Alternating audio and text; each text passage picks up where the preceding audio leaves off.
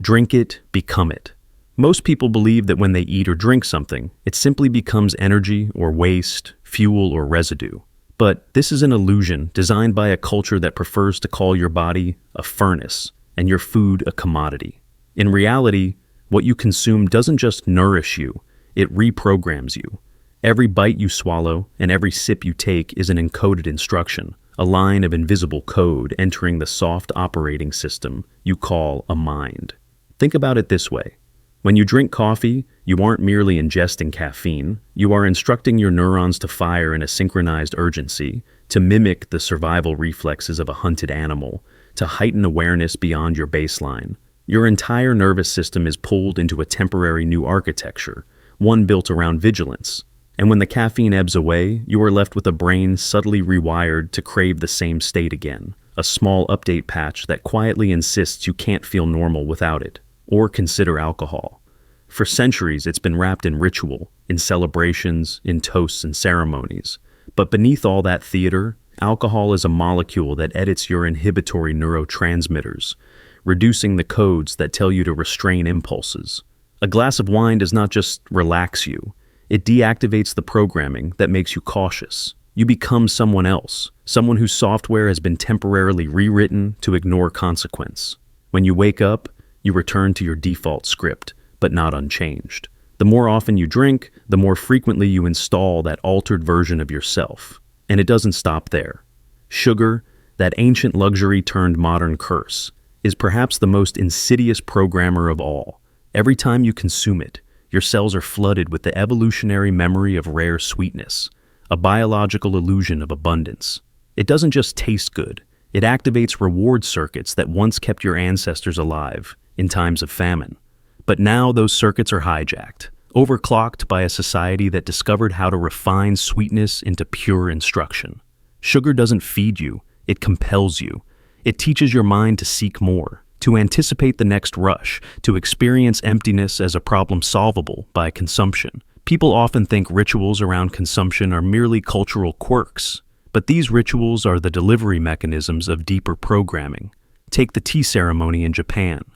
The careful arrangement of objects, the deliberate slowness of preparation, the quiet respect before the first sip. These are not random traditions. They are methods for aligning the mind with the chemical ritual.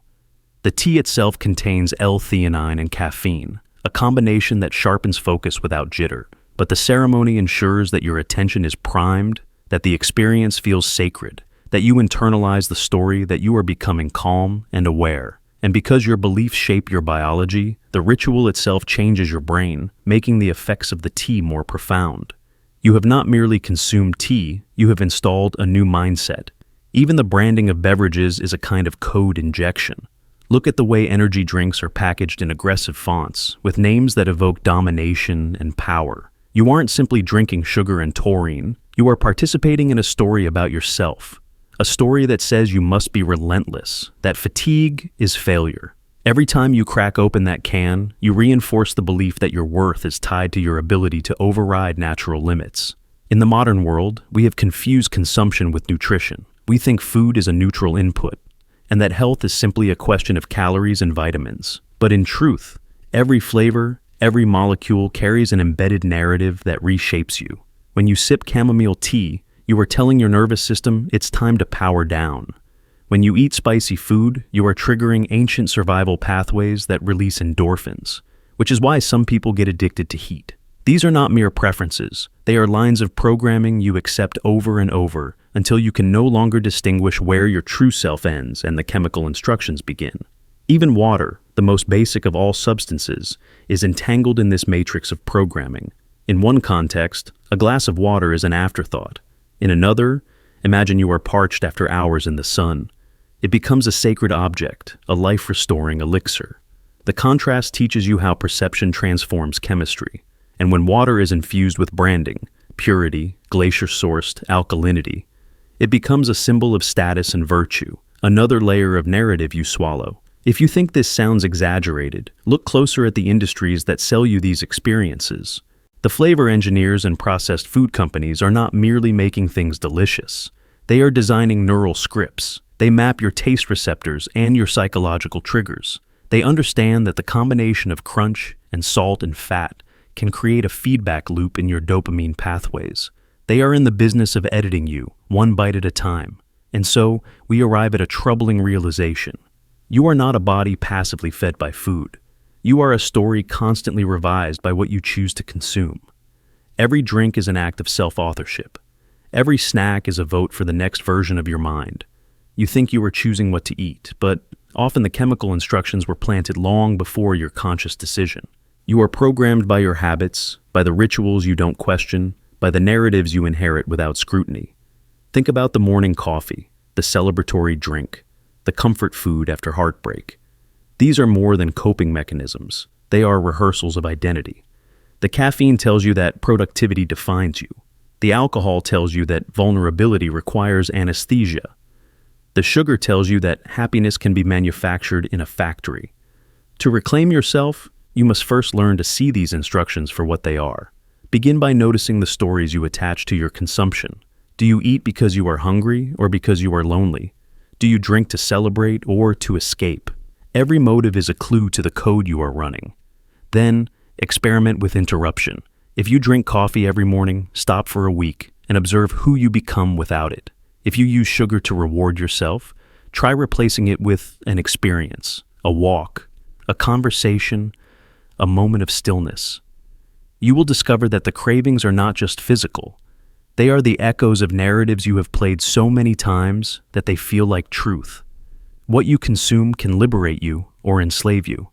It can be medicine, or it can be poison. It can be a ritual of consciousness or a reflex of unconsciousness. You are not merely fed, you are encoded. So the next time you lift a glass to your lips, pause. Feel the intention behind the gesture. Acknowledge that you are not just drinking liquid. You are drinking a story, an idea, a hidden script. And in that moment of awareness, you might finally see that you are not just becoming what you consume. You are deciding which program to install next. Pain is permission to exist. When was the last time you felt a pain so vivid it made you question if you could keep going? Think about that moment for a second. Not because I want you to relive the agony, but because I want you to understand something most people never realize. That pain, that piercing certainty of your own suffering, is actually proof that you are real, that you are rendered in full resolution by whatever this universe or simulation is. We spend our lives trying to avoid pain, to numb ourselves with distractions, substances, and endless scrolling. But here's the truth no one tells you. The moment you stop feeling pain altogether, you stop existing as a fully defined character. Numbness is not the absence of suffering. It's the erosion of your own identity. Imagine a simulation where every character is made of pixels. The more detail the simulation wants to allocate to your existence, the more sensation it allows you to feel. When you experience heartbreak, grief, or physical pain, it means the simulation is willing to spend processing power to render you in high definition. Your edges are sharp, your contours are distinct. Every moment of agony is a declaration. You exist. You matter enough to be fully rendered, fully felt. In contrast, when you go numb, when nothing pierces the fog, your character starts to dissolve. You become a vague silhouette, a ghost with no emotional contrast.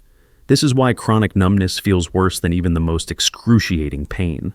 At least pain confirms you're still here. We are conditioned to believe that suffering is some glitch in the system, some mistake that must be eliminated at all costs.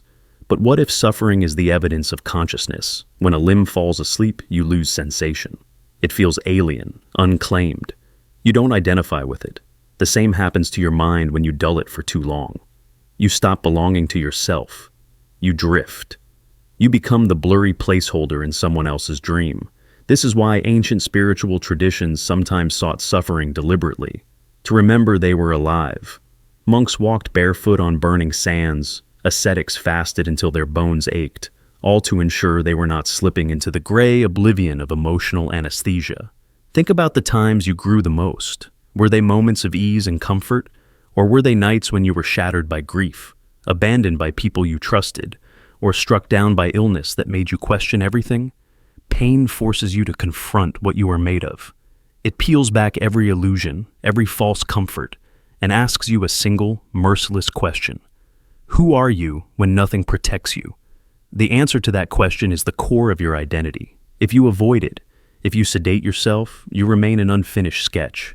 But if you face it, if you let the pain define your outline, you become something real, something undeniable. It sounds paradoxical. We are taught to strive for happiness, for peace, for the eradication of discomfort. But happiness without the contrast of suffering is like light in a world without darkness. It becomes invisible, meaningless. You can only recognize the radiance of joy because you've tasted sorrow. You can only feel relief because you've endured tension. In this way, pain is not an error code. It is the raw material from which meaning is constructed. Without it, your experiences collapse into a flat line of neutrality, a sterile void where nothing matters and nothing changes. People often say they just want to feel okay, but what they're really asking for is the end of all sharp edges.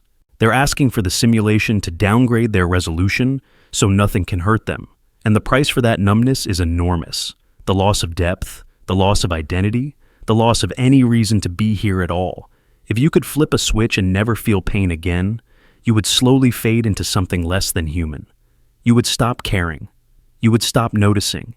You would stop existing in any way that matters. This doesn't mean you should glorify pain or seek it out at every turn. It means you should stop assuming that pain is always the enemy. Sometimes, it's the last signal that you are alive. Sometimes, it's the only proof the simulation is still running you at maximum clarity. Think about someone who has been through profound loss. Someone who has buried a loved one or watched a life dream disintegrate. They will tell you that in the middle of that devastation, something in them woke up. They saw the world stripped bare of illusions. They understood truths that no amount of comfort could have revealed. And when they emerged from that darkness, they were different, stronger, clearer, more real. This is why numbness is so dangerous. It whispers to you that it's safer, that it's easier, that you are protecting yourself. But what it's really doing is dissolving the borders of your consciousness until you can't tell where you end and oblivion begins. Numbness deletes your character one dull pixel at a time. Agony, as unbearable as it feels, is the only thing that slices through the fog and reminds you you are still here. You still have something to fight for. You still have a shape. So, the next time you are in pain, emotional, physical, or spiritual, pause before you reach for the nearest distraction. Feel it fully, just for a moment. Let it remind you that your story is still unfolding, that the simulation has chosen to render you in exquisite detail, that you are worthy of high resolution. If you numb every ache, you'll never know who you could have become. If you avoid every sharp sensation, you'll never discover the edges of your soul. You are not here to be a bland echo. You are here to be a vivid, difficult, defiant presence. Pain is not just permission to exist. It is the undeniable proof that you already do. And sometimes, that proof is the most precious thing you have. Because when the numbness finally comes, when nothing matters anymore, that's when you disappear in every way that counts. So cherish your suffering as the evidence that your story is still being written, that you are still real, that you are still alive. Purpose is a trapdoor. You are told that to be alive means to have a purpose, that without a mission, you are drifting like debris on the tide. But have you ever questioned where this idea came from? Who benefits when you define yourself by a single shining objective? The illusion of purpose is perhaps the most seductive prison humanity has built. The moment you say, "This is why I exist," you tie your identity to a leash you can't see, but you feel its pressure in every choice you make. You start to believe you are noble for carrying the leash. You even decorate it, polish it, boast about it, calling it meaning, calling it legacy. But underneath all the pretty words, it is still a chain. Imagine a wolf born into a steel cage. If you showed him the open tundra, he might hesitate to step into freedom. He has internalized his confinement, accepted it as the natural order. Purpose operates exactly the same way. It offers the safety of certainty, the comfort of a singular label, the relief of a script you didn't have to write yourself. But this safety is a trapdoor. It swings open the moment you believe that you have discovered the final answer to the question, "Why am I here?" Because when you claim one purpose, you declare all other possibilities invalid. You amputate your own potential, removing every version of yourself that didn't fit the story. Think of the painter who spends decades convinced she was born only to create masterpieces. Every failure becomes an existential wound. Every period of rest feels like betrayal. Even the smallest deviation. time spent with loved ones, time spent simply breathing, feels like evidence she has wasted her existence. She has mistaken her curiosity for a curse because she is terrified to imagine herself as something other than an artist. The leash tightens, and she tells herself this is what commitment looks like. But commitment that imprisons you is not devotion. It is a slow erasure of your humanity. Or consider the entrepreneur who believes his sole reason for living is to build a world-changing company. He loses sleep, health, relationships. He convinces himself that suffering is justified by purpose. But the day the company fails, he doesn't just mourn the business, he mourns himself, because he cannot imagine an identity beyond the role he forged. His purpose was never a foundation. It was a fragile pedestal, one collapse away from annihilating his sense of worth. We rarely ask ourselves why we crave purpose so desperately. Part of the answer lies in fear. If you don't know your purpose, you must stand in the open wilderness of uncertainty. You must admit you do not have a script, that you are improvising in a cosmic drama with no promised climax. And the mind hates this. It hates ambiguity. So it latches onto any explanation, no matter how confining, and calls it truth. It's as if we would rather be imprisoned by a story than liberated by not knowing. There is a cultural sickness behind this addiction. Society celebrates purpose like a sacred virtue. Children are asked what they want to be as if they must choose only one mask for the rest of their lives. Workers are told to find their passion and monetize it, turning play into performance, transforming joy into a product. Religions promise ultimate meaning if you submit to their doctrines. Corporations promise meaning if you dedicate your energy to their missions. Even self-help gurus sell meaning in neat packages. 7 steps, 5 pillars, 1 golden purpose that will heal your restlessness. They never tell you that restlessness itself is the pulse of freedom, that not knowing why you are here is a secret doorway to infinite possibility. The most dangerous thing about purpose is how it flatters the ego. When you think you were born for a specific mission, you feel special, you feel indispensable, you feel chosen. And maybe that story comforts you on nights when the silence is too loud. But that same story will strangle you when you outgrow it. Because you will outgrow it. Growth means shedding skins, not enshrining them. But purpose demands you keep wearing the old costume, no matter how small it becomes. Ask yourself how many times you have ignored curiosity because it did not fit your declared purpose. How many times you silenced the wonder because it made you look inconsistent. How many times you told yourself you were failing because you didn't wake up every day ablaze with clarity. No one told you that clarity itself is a mirage. Even the most accomplished lives are built on contradictions. The scientist who becomes a poet, the warrior who becomes a gardener, the builder who becomes a hermit. These are not failures of purpose. They are triumphs of freedom. You may be tempted to argue that without purpose, life loses significance. But didn't consider this.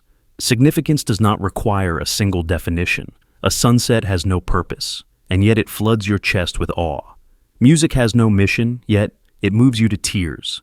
Love itself is not purposeful. It is spontaneous, chaotic, a force that defies containment. The idea that you must compress your entire existence into one sentence is an insult to your complexity. If you are brave enough to release the leash, you will discover something miraculous. You do not vanish into emptiness. You expand into possibility. When you stop insisting you must be one thing, you allow yourself to become many things. When you stop worshiping purpose, you start honoring experience itself. The raw, unfiltered encounter with reality that is richer than any slogan.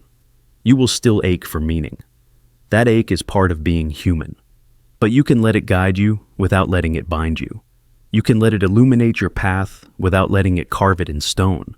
You can choose to see purpose not as a throne you must ascend, but as a campfire you sit beside for a while before moving on. The next time you feel the urge to define yourself by a single purpose, pause. Ask whose voice is whispering that you must have one. Ask who profits from your allegiance to a story that never allowed revision. And most importantly, ask whether your spirit is ready to carry that leash for the rest of your days. Because there is another way. You can live as a question instead of an answer. You can be the wilderness instead of the map. You can be 1,000 contradictory stories instead of a single slogan.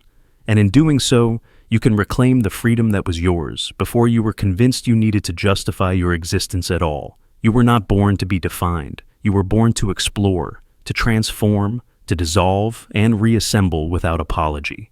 Purpose is the trapdoor, but curiosity is the ladder that lets you climb out. Every time you resist the urge to declare your one true calling, you are practicing a deeper loyalty to the mystery of being alive. So, set down the leash. Let your hands be empty, your path be uncertain, your identity be fluid. That is not failure. That is the highest expression of freedom a human can claim. Kindness is a memory drug. When you help someone, you imagine you're changing them. You picture your kindness as a gift you hand over, an invisible package that lands in their life and transforms them for the better. But what if the truth is much stranger? What if the real recipient of your kindness isn't the person you help, but you? Every act of generosity, every moment of selflessness becomes a tiny syringe injecting neurochemicals into your bloodstream, subtly altering your brain. Kindness, in this light, is not a moral currency you spend on others. It's a memory drug you swallow yourself. Imagine you reach out to comfort a stranger sobbing on a park bench. They thank you, maybe they even smile, but then they disappear into the crowd. You walk away believing you've changed their day. What you rarely see is the hidden script that kindness writes across your neurons. You can track it in the lab. Oxytocin levels rising, dopamine flickering to life, endorphins releasing a soft glow of calm. These molecules etch a story into your brain, a story that says, I am the sort of person who cares. This is molecular storytelling, and it's far more potent than any narrative you consciously rehearse. People often talk about doing good to make the world better, as if the world were a blank canvas waiting for our brushstrokes. But the real canvas is inside you. With every kind gesture, you smear fresh layers of belief onto the self-portrait in your mind. Even small acts, holding a door open, picking up a fallen object for a stranger, trigger chemical signals that reinforce your sense of identity. Over time, these tiny surges of reward loop back into your memory. Your brain remembers not only what you did, but who you were when you did it. The more you help, the more those memories accumulate, like sediments of self-image. This is why some people can become addicted to kindness. They are not merely addicted to the gratitude or approval of others. They are addicted to the chemical rush that reminds them who they think they are. Like any drug, the effect can be subtle at first. A warm feeling in the chest, a slight sense of elevation. But over time, helping becomes part of their inner pharmacology. Their brain learns to expect the next dose of validation. And in the absence of kindness, they can feel restless, even hollow, as if their own narrative is starving. Consider how this plays out in long-term caregivers, nurses, social workers, parents tending to disabled children. They often report profound emotional rewards, even amid burnout. Neurologically, it's a paradox. The same stress hormones that drain them coexist with the chemical tracers of purpose and connection. This is molecular storytelling at its most extreme. Their bodies are suffering, but their identities are reinforced. Every exhausting day becomes evidence that they are good, patient, necessary. Even when no one says thank you, their brain keeps the receipts. This is not just poetic metaphor, it's measurable biology.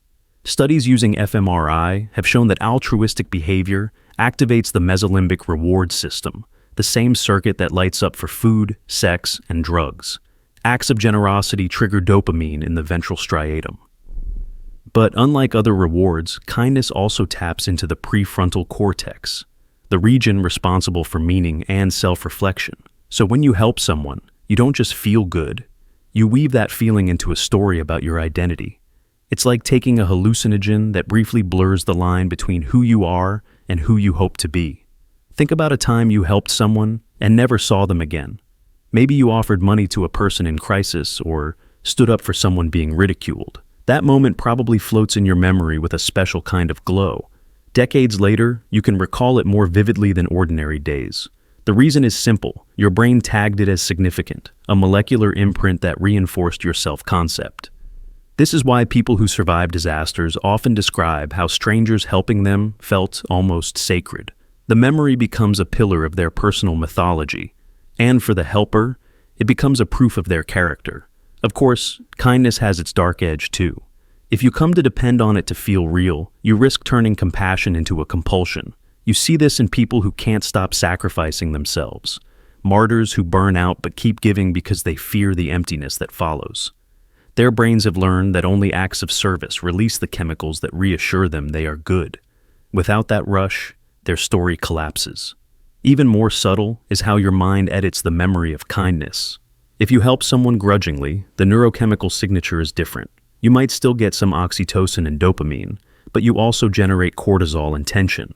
Later, when you replay the event, your brain may revise the story to protect your identity. You convince yourself you did it willingly. This is how molecular storytelling becomes a kind of self-administered propaganda. You are always editing the past to keep your narrative coherent. This is why the idea that kindness is selfless is partly an illusion. You cannot separate the act from the biochemical reward. You cannot untangle your compassion from the molecular payoff. Helping others is also helping yourself, even if you never admit it. That doesn't make kindness cynical or transactional. It just means that your brain is wired to reward you for maintaining a story in which you matter to other people. So the next time you feel that surge of warmth after doing something generous, realize you are not just feeling emotion. You are experiencing a neurochemical confirmation of your own significance. You are proving to yourself that you are alive, connected, and capable of shaping reality, even if only for a moment. In that sense, kindness is a memory drug, but it is also a form of authorship. You are writing your story in neurotransmitters and synapses. Imagine your life as a tapestry of neural pathways. Every act of compassion embroiders a new thread.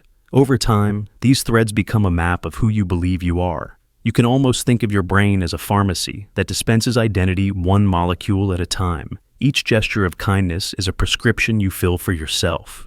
Each time you give without expecting anything in return, you swallow another dose of narrative reinforcement. And perhaps this is why we crave kindness, even in a world that can be indifferent or cruel. We are creatures who need stories to feel sane. Without them, we drift. Our brains evolved to make meaning, to connect, to prove our worth. Kindness is the simplest and most powerful way to do all three at once. It is a way to anchor yourself to a version of you that feels noble, generous, necessary. In the end, the question is not whether kindness changes the people you help. Sometimes it does. Sometimes it doesn't. But it always changes you. And maybe that is enough. Because in the silent theater of your mind, every small act of generosity is a spotlight illuminating the person you are becoming. Every moment of care is a molecular signature that says, I was here. I mattered. I chose to shape the world instead of letting it shape me. If you ever doubt whether your kindness counts, remember this. Your brain has already recorded it. Your molecules have already woven it into the story of your life. No act of compassion is ever wasted, because it sculpts the landscape of your memory and your identity. So help others. Not because you expect transformation in them, but because you are willing to be transformed yourself. That is the true power of kindness as a memory drug. It changes you at the level of chemistry, of story, of self. And in that quiet alchemy, you become more fully alive. Truth is a temperature shift. Have you ever noticed how truth does not always arrive as a sentence in your mind, but as a sensation in your flesh? As if your body recognizes something long before your intellect dares to agree. This is the secret nobody ever taught you. Truth is a temperature shift. It's a sudden warmth spreading through your chest when you finally admit what you've been denying, or a chill running down your spine when you hear words that dismantle the story you built to protect yourself. You think of truth as a collection of facts, arguments, evidence laid out like trophies. But in reality, truth is older, stranger, more intimate. It's the moment your body becomes a tuning fork, resonating with something the air was already whispering.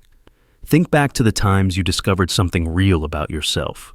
Perhaps you were sitting across from someone you loved, and they said a single sentence, just a few words that cracked you open. The air felt denser. Your heartbeat fluttered, your skin flushed with heat, as if your cells were rearranging themselves around the revelation. You didn't need them to explain. You knew it was true because your body told you so. The warmth, the trembling, the expansion in your chest, these were signals, not symptoms. Your nervous system is ancient, far older than your rational mind. It carries instincts your conscious awareness can barely comprehend. In the same way, when you hear a lie, your body recoils, your stomach tightens, your shoulders stiffen, a coldness seeps into your limbs. These reactions are not polite opinions. They are primal alarms. The body is wired to detect reality, to measure authenticity by how energy moves through you. This is why no argument can soothe the feeling that something is wrong. No spreadsheet, no citation, no logical defense can erase the chill in your bones when your soul whispers, "This isn't real." We are conditioned to ignore these signs. We are told to trust consensus, to prioritize evidence someone else collected, to behave as if truth is an external commodity you can borrow from authorities. But inside you, a quieter compass exists, a way of knowing that does not require permission. Imagine standing in front of a landscape you have never seen before. A desert at dawn, the sky rippling with color.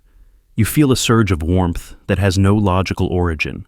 It is not just admiration, it is recognition.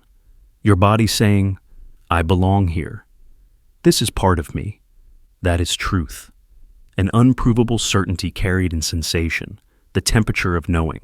Sometimes it arrives as a cold clarity, as when you realize a relationship you cherished is over. You sit together in silence and the heat drains from your body. A coolness settles in your chest, not cruel, but inevitable. You understand that something is finished, that pretending otherwise will only deepen the ache. The air itself seems to confirm it, whispering a story you can no longer deny. In spiritual traditions, this phenomenon has many names. Some call it resonance, others call it the vibration of alignment.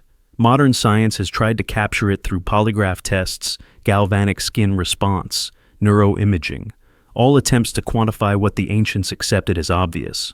Truth changes the body. It is not just an idea, it is an event, a shift, a physiological signature. Think about the last time you heard a piece of music that moved you to tears. What changed? Nothing in your external life, but something inside you was rearranged. The melody struck a chord that your conscious mind could not fully decode, and in that moment, you became warmer, softer, more alive. This is what happens when truth passes through you. It leaves a temperature gradient behind. The tragedy is that we have been trained to distrust these sensations, to call them irrational, unscientific, or indulgent. But beneath every rational framework lies a bedrock of felt experience. You know the difference between sincerity and performance because your body knows. You feel the authenticity of someone's voice because the vibration enters your nervous system before your thoughts can censor it. When you read a sentence that illuminates something hidden, the air seems to shift. Your skin prickles, your breath deepens. This is not imagination. It is the body's declaration. What you just encountered is real, and yet, so many of us spend years trying to smother that knowing. We explain away the discomfort, the chills, the sudden warmth. We pretend that truth must be cold and clinical, but the deepest truths are never sterile. They are alive, dynamic, intimate. They reach into the marrow of who you are, and when you let them, they transform you. This transformation is not always comfortable. Sometimes it feels like fire, burning away the illusions you clung to. Sometimes it feels like ice, freezing your certainty so it can fracture. Either way, the temperature shift is the sign you've touched something that matters. This is why the most profound realizations are often simple sentences whispered at the perfect moment, because it is not the complexity of the information that matters. It is the resonance, the fit, the way it harmonizes with what you already suspected, the way it feels in your body when you stop resisting. A teacher once said, "The truth will set you free, but first, it will shatter the walls you built to keep it out." And in the wreckage, you will find that the warmth was waiting all along, patient as gravity, ready to fill the space where your denial once stood. So the next time you feel that temperature change, whether a flush of heat or a sudden chill, pause. Instead of explaining it away, listen. Ask yourself, what part of me just recognized something I wasn't ready to accept? What story was the air already telling, long before I was willing to hear it? You may discover that truth is not a fact you must hunt for in books or arguments. It is an atmosphere that surrounds you, waiting for your agreement. It is the moment your body becomes honest before your mind dares to follow. It is the living temperature of reality itself. Mirrors store your regret. Most people think mirrors are simple objects, just polished glass returning an image. But this belief is a comforting illusion. A mirror does not simply reflect, it records. It's an archive of the versions of you that flicker in and out of existence. Every time you look into one, you are not seeing who you are. You are seeing all the selves you almost became, all the selves you abandoned, all the selves you regretted into non-existence. Imagine the first time you stood in front of a mirror as a child. You didn't recognize yourself. You stared into the glass, bewildered, searching for proof that this moving shape belonged to you. In that moment, the mirror stored a pure version of you, someone who didn't yet know shame, who hadn't yet learned to perform. That version is still in there, fossilized in the hidden layers of the reflection. But over time, you layered other selves on top of it, selves trained to smile a certain way, to hide certain hungers, to camouflage certain wounds. Each new glance into the mirror was an act of editing. Each glance saved a draft of who you pretended to be. Mirrors became teachers. They taught you how to inhabit a face, how to arrange your mouth when you said you were fine, how to flatten your eyebrows to seem agreeable, how to hide the micro-expressions that might reveal envy or fear or desire. Every practice session in front of the mirror wrote a little code into your mind. You began to believe that the face in the mirror was the real you, but it was only ever a composite, a projection of your hopes, your insecurities, and your regrets.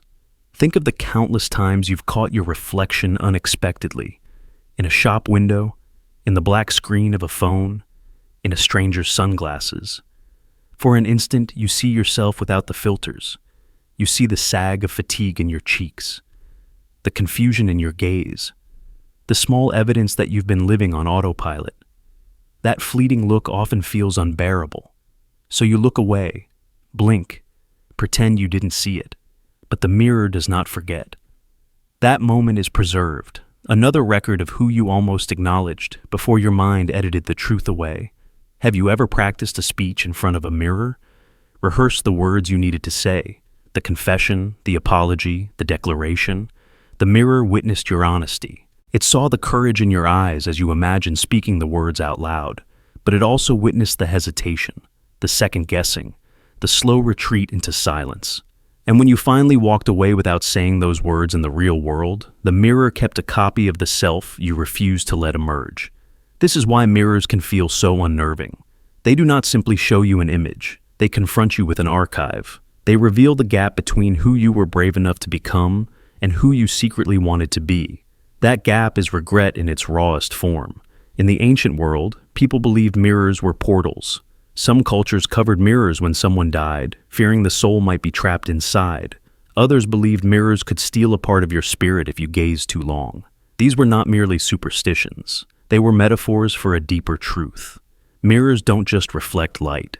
They capture presence. They freeze fragments of your becoming, fragments that never fully return to you. When you stand in front of a mirror, try to remember the hundreds of faces you've worn there. The face of relief after surviving heartbreak. The face of ambition before an interview, the face of shame after a mistake, the face of curiosity when you still believed you were allowed to change. Each of those faces is still in the mirror, waiting for you to notice them. Sometimes, late at night, you catch yourself studying your own reflection longer than you mean to. You trace the lines in your skin, wondering when they appeared. You see the dim exhaustion in your eyes, the same look your parents wore when they thought no one was watching. You wonder if you are becoming them, or if you already have. The mirror offers no answer. It only archives the moment of your questioning, another record of regret you'll pretend to forget. Think about how you look into a mirror before leaving home. You search for reassurance that you look acceptable, that you are sufficiently armored for the day, that no part of you will betray the private chaos you carry inside.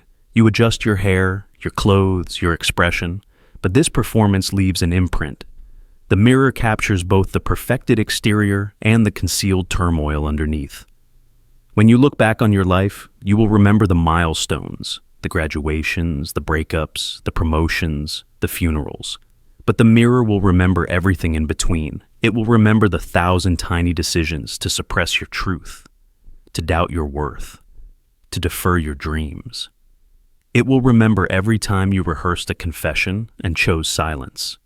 Every time you glimpsed your own disappointment and quickly looked away. Most people avoid this awareness. They think mirrors are harmless, but they are repositories of the unlived. They are silent witnesses to all the parallel lives you abandoned because you were afraid. And when you finally grow old, when your reflection no longer resembles the person you remember, you will feel that weight pressing through the glass, the weight of all the selves you could have been. You might wonder, can you ever retrieve them? Can you unearth the buried versions of yourself? The ones you blinked away by doubt? The answer is yes, but only if you stop using the mirror as a tool for performance. Stand before it without adjusting anything.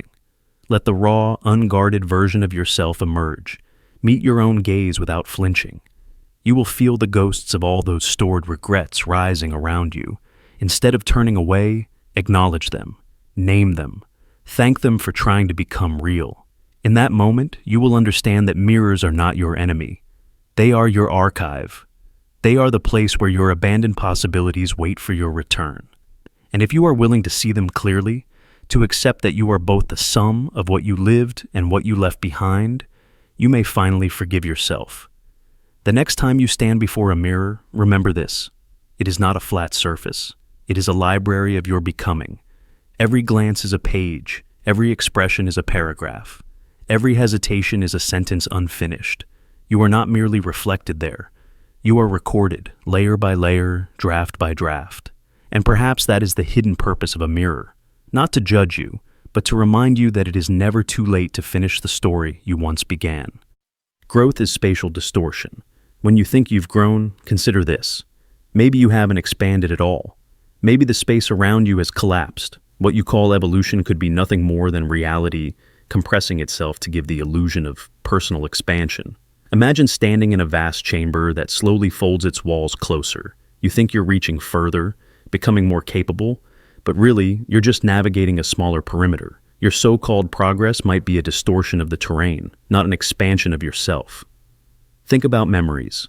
We are convinced that as we mature, our memories accumulate in a neat linear archive. But memory isn't static. It folds. It warps time and distance to keep you coherent. If every experience stayed raw and unbent, your sense of self would fragment. So your mind folds memories over themselves like a compression algorithm, and this creates the illusion that you are moving forward. You're not. You're standing still as the scaffolding of your reality contracts around you. Consider how, as a child, a single hour felt infinite. A summer afternoon was an entire era. But as you age, time speeds up, and distances feel shorter. Is that growth? Or is it that the spatial dimensions of your mind have shrunk, compressing time so each moment slides past more quickly? Maybe you didn't evolve. Maybe the stage around you got smaller, forcing you to fill it more completely, making you believe you've become larger.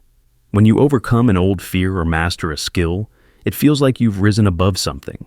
But what if it's simply that your mind can no longer perceive the old scale of that challenge?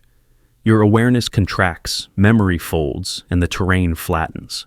You feel bigger by comparison, but the truth is that everything else just got smaller. This is why triumph often tastes hollow. You reach the summit only to realize the mountain was sinking as you climbed it. Think about trauma. When something shatters you, it creates a vast crater inside. At first, you feel dwarfed by it, but eventually the memory folds to protect you. The crater shrinks. You believe you've healed, but maybe you've just compressed the space around the wound until you can step over it without noticing. Healing might not be growth at all. It might be a recalibration of scale, so the injury no longer overwhelms your shrunken landscape. Growth is often a story we tell ourselves, so we don't have to confront the terrifying idea that we're fundamentally static, that who we are at our core never really expands.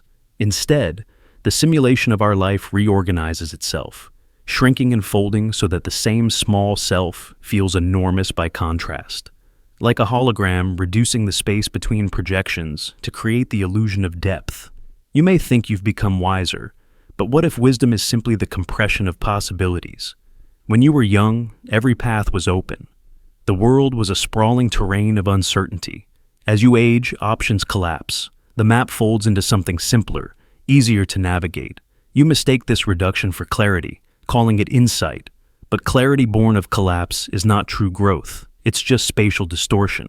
Notice how nostalgia operates. You remember old places as vast and vivid. When you return, they feel smaller. Did you grow? Or did your memory shrink the dimensions to protect you from the loss of wonder? Maybe what you call evolution is an elaborate defense mechanism, a folding of experience so you don't fall through the gaps of your own disillusionment. This is why people often feel like they're not enough, even after years of effort, because on some level, they sense that nothing has expanded. The walls just came closer. The distance to the horizon was compressed. So, of course you can touch it now. Of course, you can claim you've outgrown your past, but maybe your past was folded into a smaller space, so you wouldn't see how little you've actually changed. We want to believe in progress because it's unbearable to imagine stasis. But sometimes, real growth is the opposite of compression. It's the willingness to unfold the terrain again, to confront the vast distances you thought you'd conquered. It's realizing that every triumph might have been a recalibration of scale, not an expansion of self. So ask yourself, did you really grow? Or did your reality shrink to fit your comfort? Did your memories compress to protect you from the terror of infinite possibility? The answer might unsettle you, but it might also free you, because once you see the folding, you can choose to unfold it. You can resist the temptation to let your mind keep collapsing space. You can stand in the terrifying openness and say, I refuse to pretend that smaller is better. I refuse to mistake compression for evolution. Free will is frame rate. You believe you are making choices. You believe that every morning you stand at a crossroads with a dozen roads to take, and that your willpower, your discipline, your logic guides your steps. But look closer. Not at the road itself, but at the mechanism underneath. The hidden machinery that flickers and grinds, rendering the illusion that you are steering. Free will, you are told, is the crown jewel of consciousness. But what if it is nothing more than frame rate? What if your life is not a sequence of authentic decisions, but a preloaded animation that plays out according to how quickly your mind can process the variables that hour? Imagine a video game. When the frame rate is high, the world feels smooth.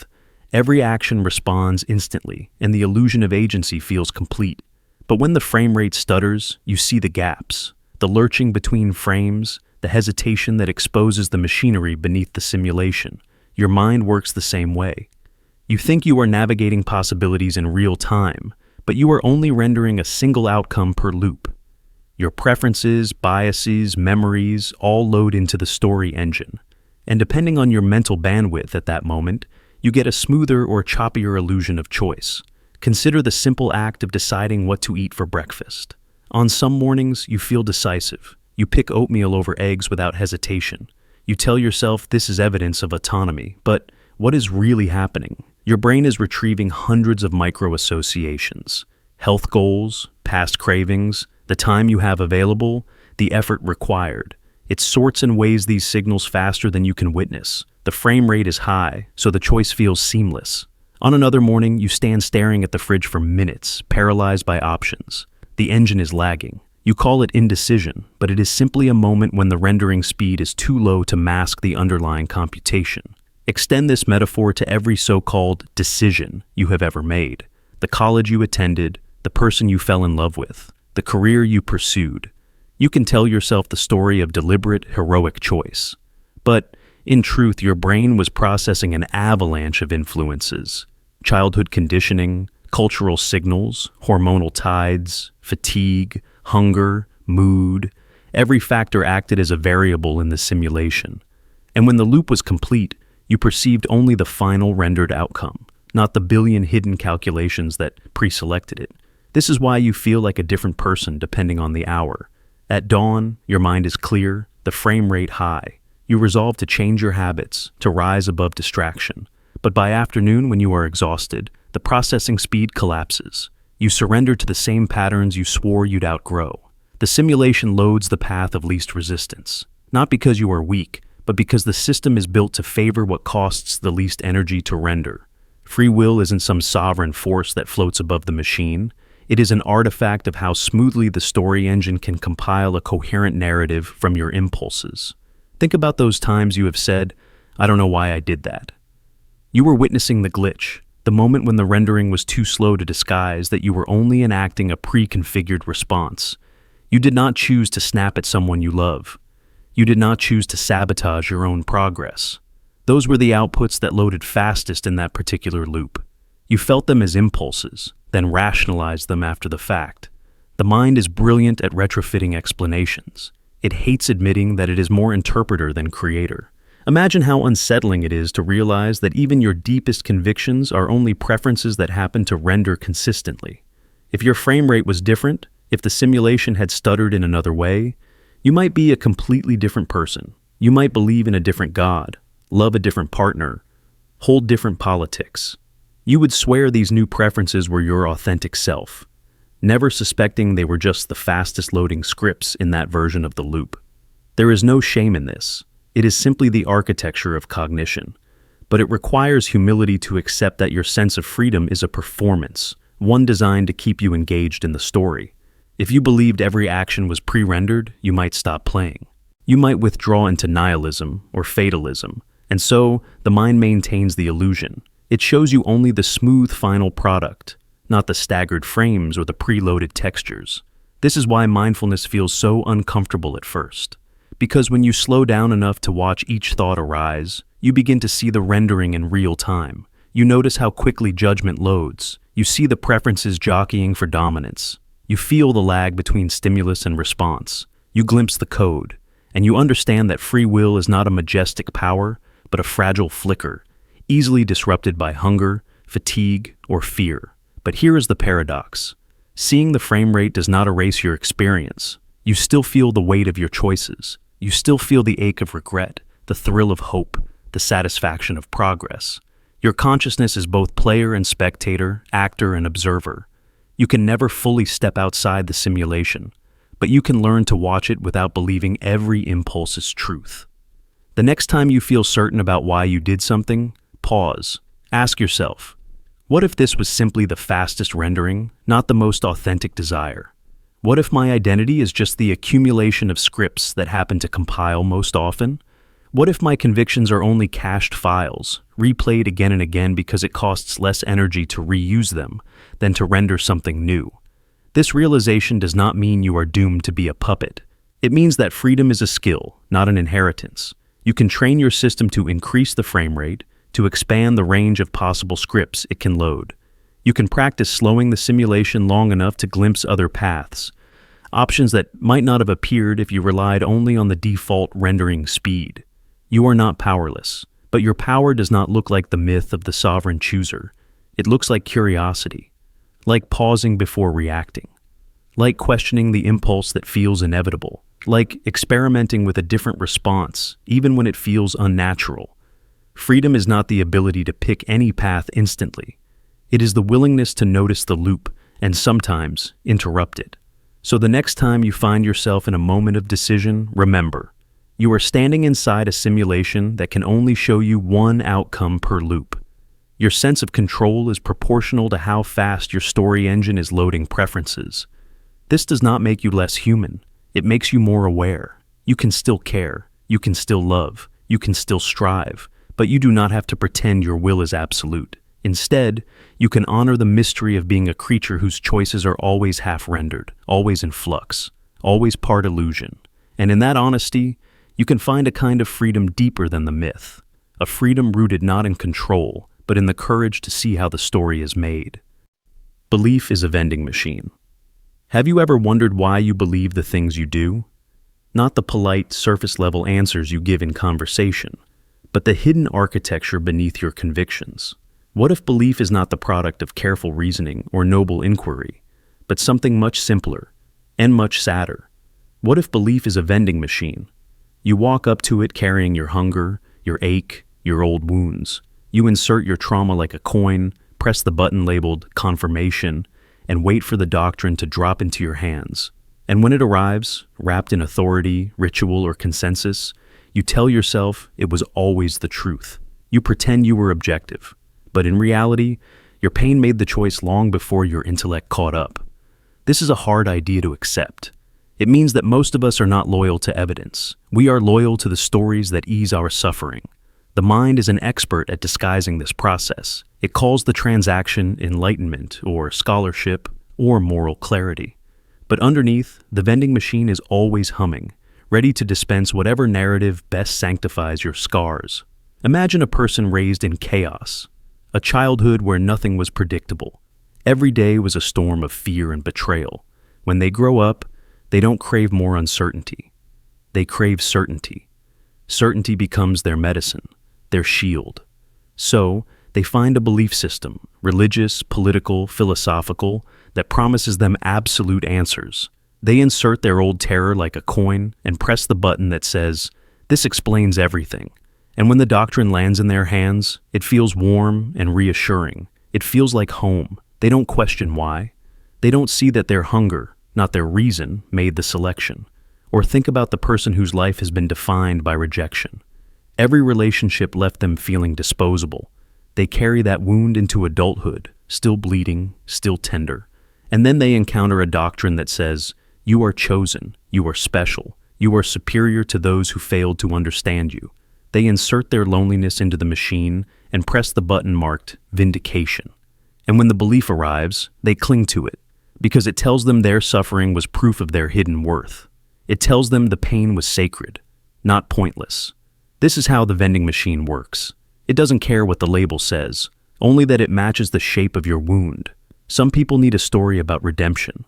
Others need a story about revenge. Some crave belonging, while others crave righteous exile. Whatever your need, the machine has a doctrine to satisfy it. And when you finally hold it, you tell yourself you found the truth. But the truth was never what you were buying. What you were buying was relief. This does not mean every belief is false. It means that belief is rarely neutral. Even the most elegant philosophy can be a disguise for hunger.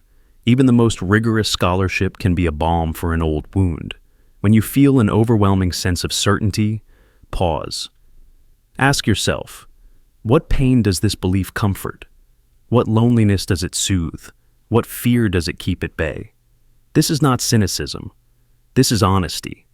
Consider the movements that rise in times of crisis. When economies collapse or wars break out, people do not suddenly become more objective. They become more desperate. They insert their collective trauma into the machine and demand a story that makes sense of the chaos. Sometimes they choose doctrines of hope, sometimes doctrines of hate. But either way, the mechanism is the same: hurt transformed into conviction, suffering pressed into ideology. This is why the most dangerous beliefs often feel like salvation. They arrive precisely calibrated to the shape of your despair. They offer not just answers, but identity, not just purpose, but absolution.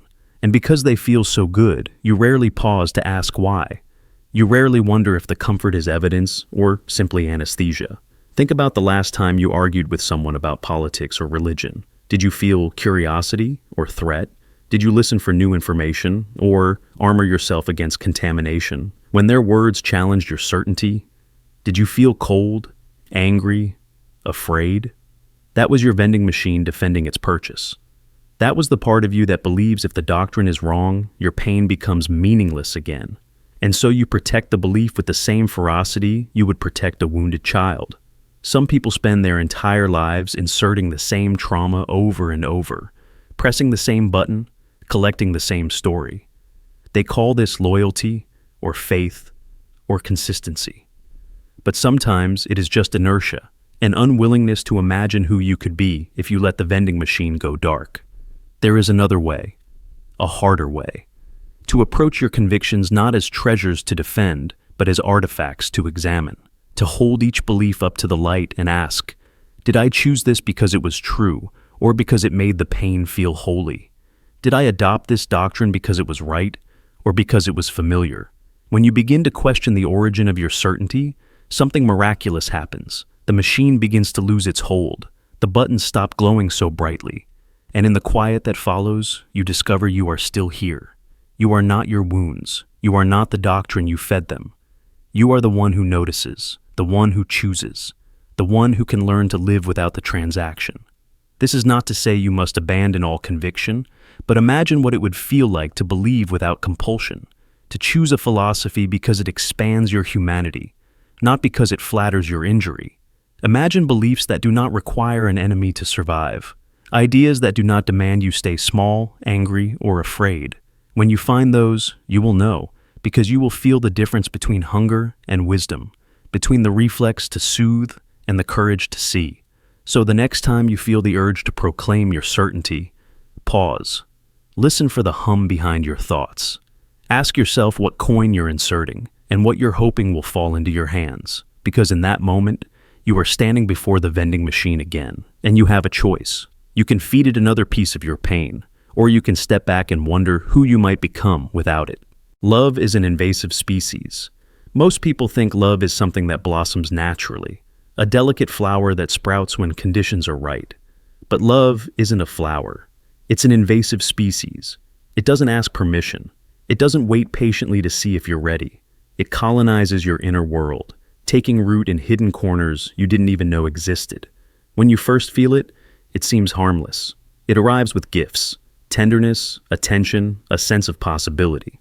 Like any clever invader, love seduces you into welcoming it.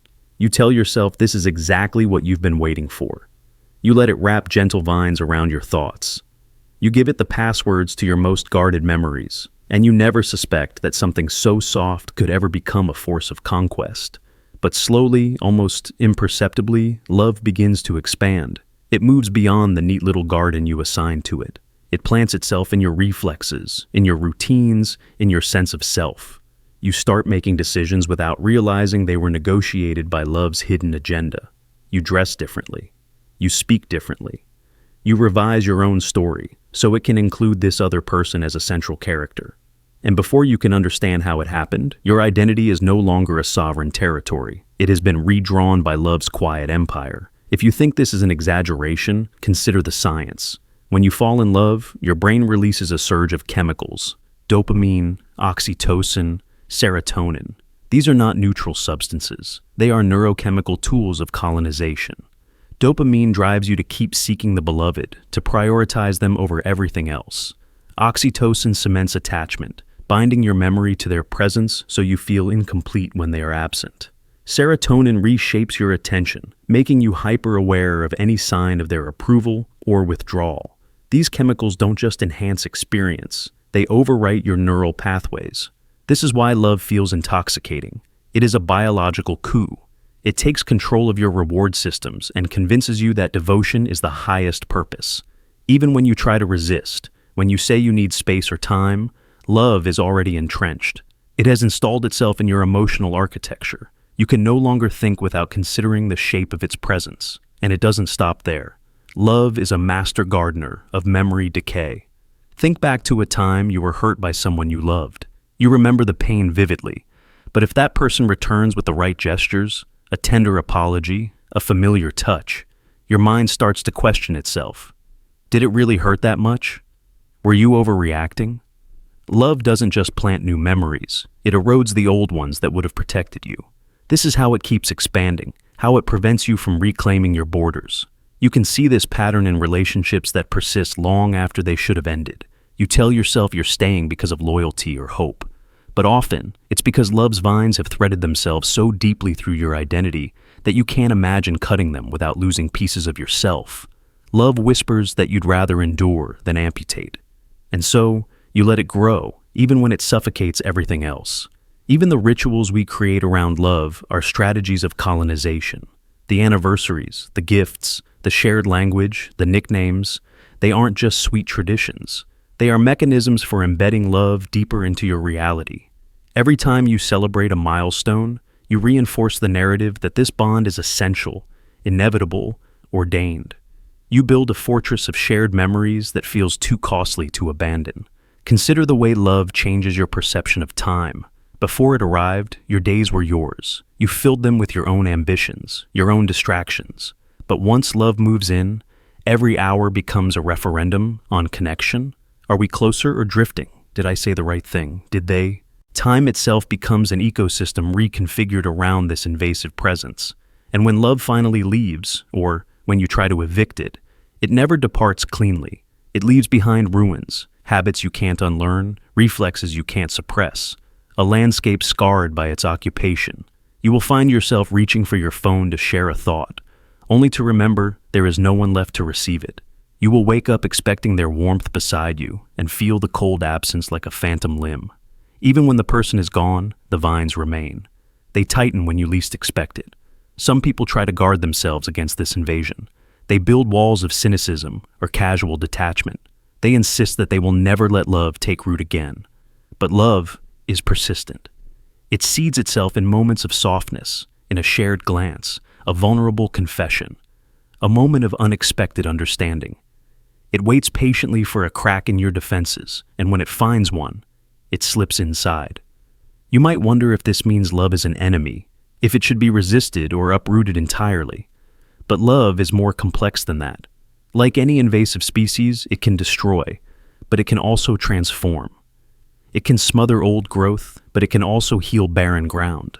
It can rewire you for dependency, but it can also teach you a deeper kind of empathy. The problem is not that love colonizes. The problem is that we pretend it doesn't. We cling to the fantasy that love is gentle, passive, delicate. We tell ourselves it is something we control, but love thrives in the space between what we say and what we feel. It exploits every contradiction. Every moment you think you are immune is a moment you are most vulnerable to its expansion.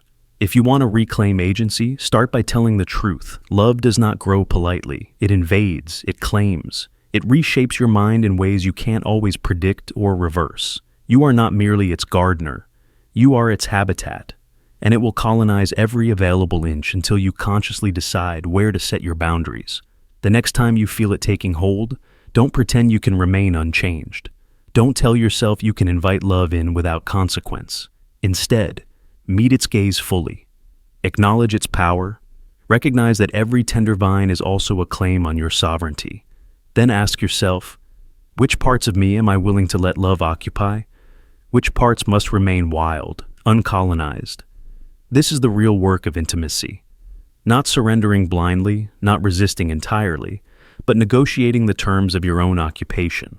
Love will always be an invasive species, but you still have a choice to let it take everything, or to cultivate the parts of yourself that no vine can reach. Location thinks you're theirs. You think you're the one who remembers places, that you carry them in your mind like trophies or souvenirs. But what if it's the other way around? What if every location you've ever occupied, every corner, every hallway, every silent room, remembers you with a precision you can't begin to fathom? Imagine a chair you sat in during a moment of heartbreak. You think you've moved on, that the memory belongs to you alone, but the chair has filed your presence like a permanent record. It remembers the weight of your grief, the exact shape of your body as you tried to hold yourself together. And long after you've forgotten, it waits patiently for you to return, because to that chair, you never really left. Every surface you touch becomes a witness. The kitchen counter that felt your palms as you steadied yourself, the floorboards that creaked when you walked past them in the dark, the window you stared through when you were searching for something you couldn't name, all of them remember.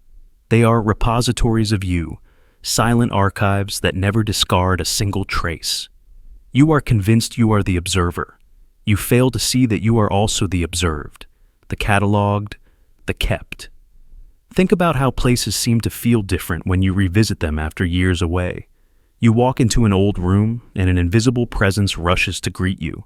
That feeling isn't nostalgia, it's the room recognizing you, reassembling the imprint of your existence.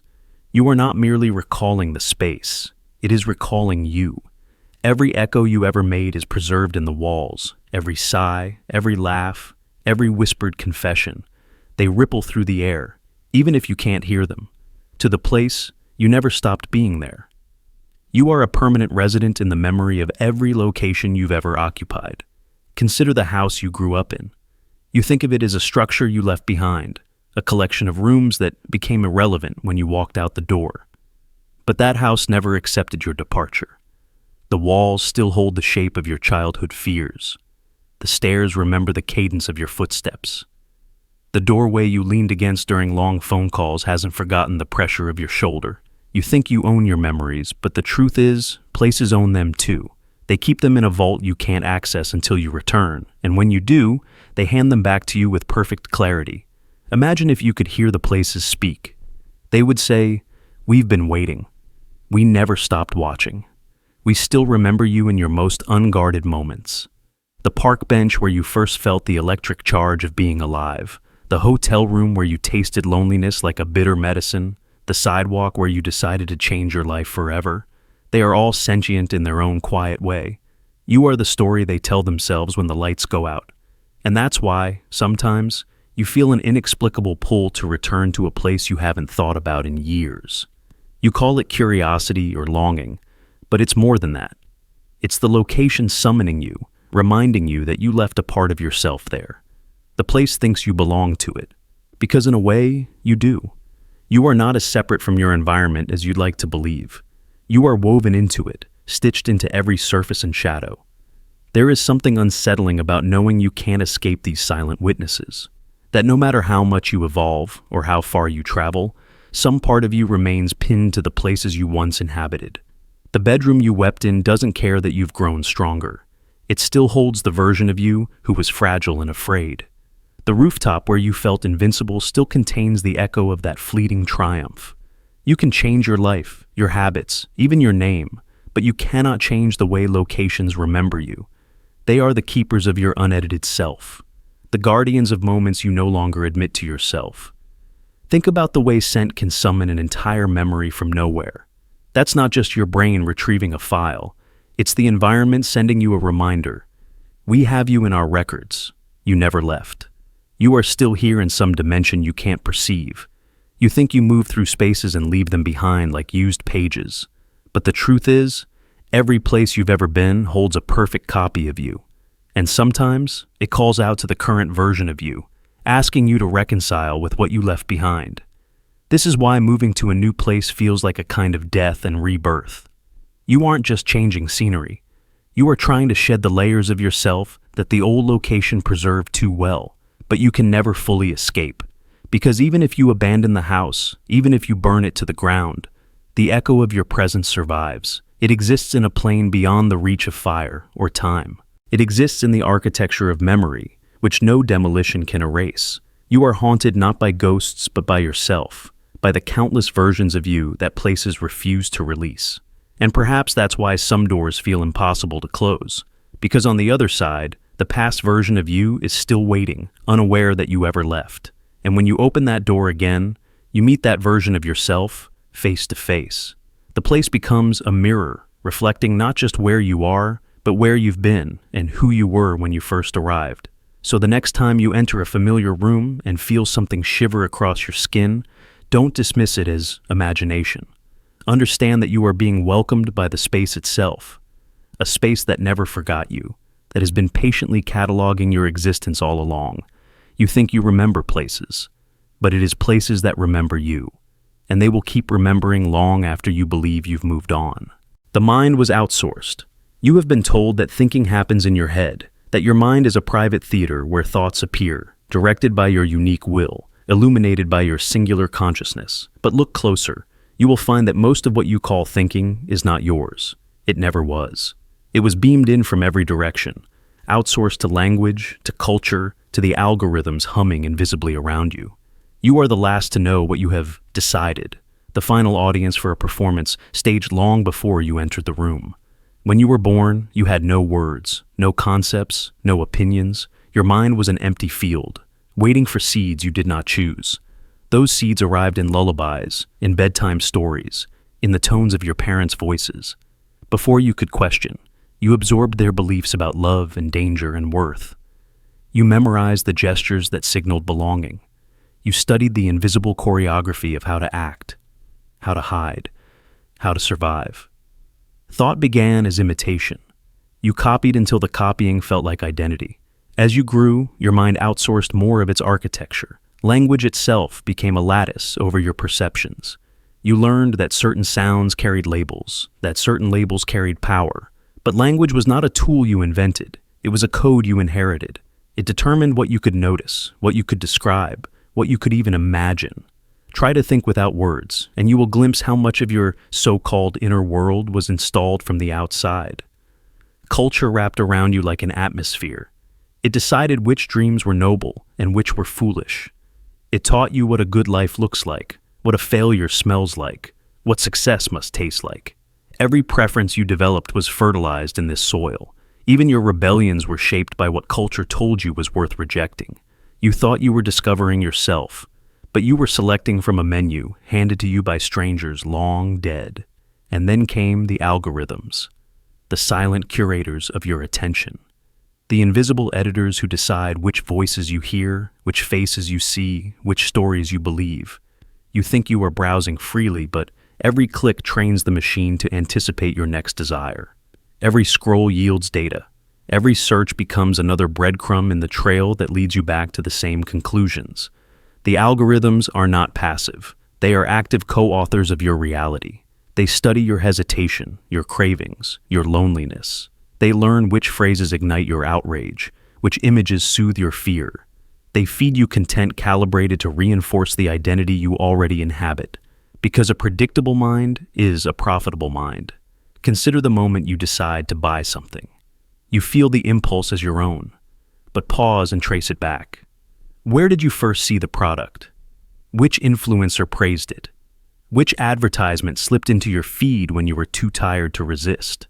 Your decision is the final domino in a line of nudges stretching far beyond your awareness. And yet, you carry the responsibility for it. You blame yourself for your addictions, your purchases, your distractions, never realizing you are taking credit for programs you did not write.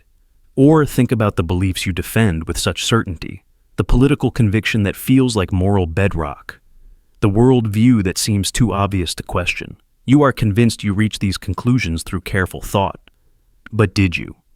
How much of your thinking was scripted by the headlines you absorbed, the headlines chosen by opaque systems optimizing for engagement? You are the last to know what you believe. The mind was outsourced so gradually that you did not feel the handover. It was convenient to let culture supply your values, to let language supply your thoughts, to let algorithms supply your curiosities. Convenience is seductive. It saves effort, but it also erodes the rawness of unmediated perception. You start to confuse the menu with the meal. You start to mistake the echo of other people's voices for your own. Ask yourself when you last had an original thought, something not recycled from an article, a podcast, a viral tweet. It is harder than you imagine. The machinery is efficient, relentless, and invisible. When everyone uses the same platforms to form opinions, dissent becomes a kind of antique curiosity. You can rebel in 100 ways, change your hairstyle, change your diet, change your pronouns, but if your consciousness still depends on the same streams of outsourced information, you are rearranging the furniture in a rented room. You are not free, and yet there is no shame in this. No one escapes the inheritance of borrowed thoughts. We are social creatures. We need shared language to communicate. We need culture to orient ourselves. We even need algorithms to navigate the flood of information. The tragedy is not that your mind was outsourced. The tragedy is that you were never taught to see it happening. You were never taught to watch the pipeline of influence with the same curiosity you reserve for your private feelings. When you begin to look, you discover how little of your identity is authored consciously. You see the reflexive judgments your parents installed. You see the status anxieties injected by advertising. You see the hunger for validation tuned by years of social metrics. Likes, follows, shares. You see the microsecond calculations you perform to ensure your opinions sound acceptable. And you realize that thinking is not a solitary act. It is a collaboration between your biology, your environment, and 1,000 unseen persuaders. But awareness is liberation. When you notice the machinery, you gain a margin of choice, a small flickering space between the stimulus and your reaction. You cannot fully escape the outsourced mind, but you can question it. You can slow it. You can cultivate the discipline to ask, is this thought mine, or was it beamed in? You will never find a perfectly pure voice in your head. There is no untouched corner where the self hides unsullied. But there is still a difference between passively absorbing and actively questioning. You can learn to witness your mind as a mosaic, pieces borrowed, pieces inherited, pieces imposed. You can learn to hold your beliefs lightly, knowing they are provisional, knowing they were assembled from fragments you did not choose. This is the beginning of a deeper kind of freedom, not the fantasy that you can uninstall every influence, but the maturity to see them without surrendering to them, the humility to admit that certainty is a performance, the courage to live as an open question rather than a closed answer. So, the next time you catch yourself thinking, pause, trace the thought back. Whose voice does it sound like? What hidden incentives made it appear? Which algorithm anticipated it? Which cultural narrative rewarded it? You will not always find a clear answer, but in the asking, you reclaim a measure of authorship, because the mind was outsourced, yes, but awareness is the thread by which you begin to weave something new, something that does not pretend to be pure, but that dares to be conscious. And in that daring, you become more than the last to know. You become the first to see. Time listens for your lie. When you say, "I'm fine," something peculiar happens. You think you're just speaking a harmless phrase, a social reflex to avoid vulnerability. But time itself listens. It leans in, silent and watchful, and begins to rearrange the fabric of your day to protect your lie. This isn't a metaphor. It's a subtle psychological and existential phenomenon. When you deny your pain, reality conspires to make sure you never see the full shape of what you buried. You can test this if you look carefully.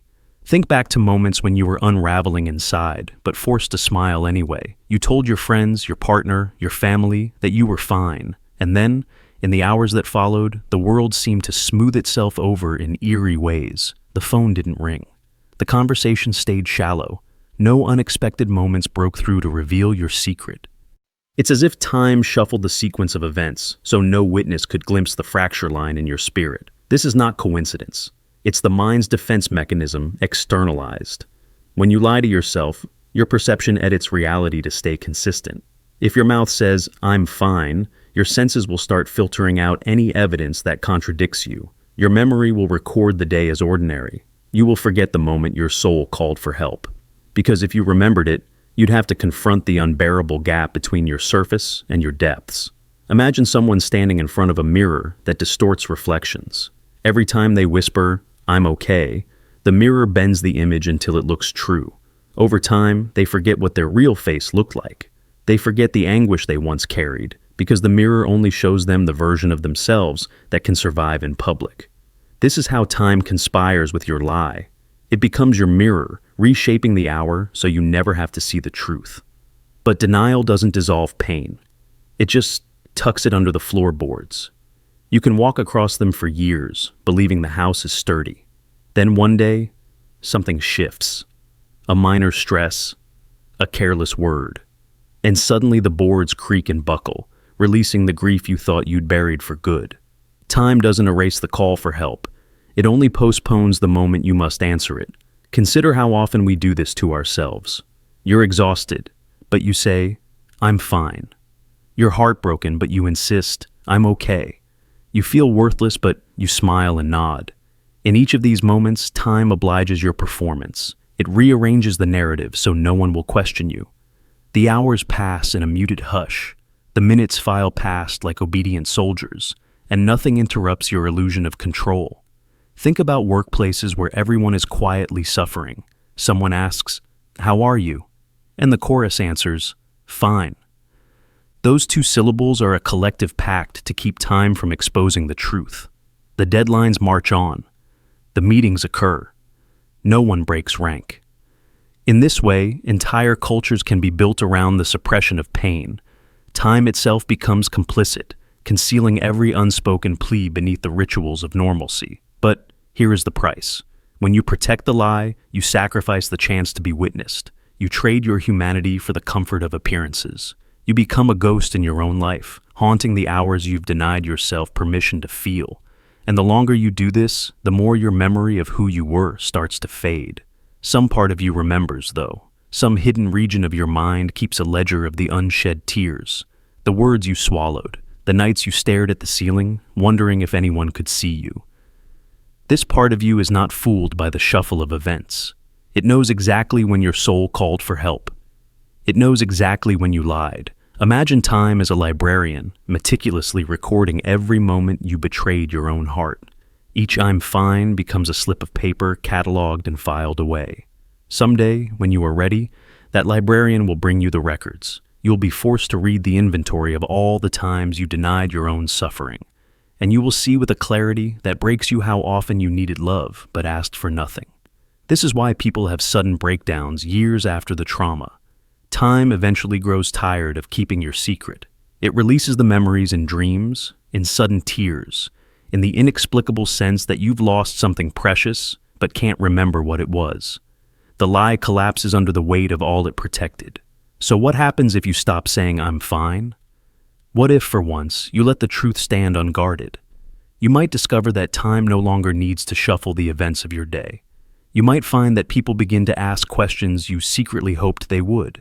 You might see that reality itself becomes sharper, more honest, more vivid. The mirror stops distorting. The minutes stop filing past in obedient silence.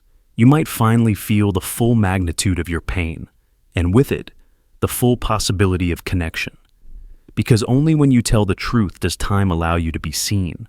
Only when you say, "I'm not okay," does reality unmask itself and show you who will stay, who will hold you, who will refuse to look away.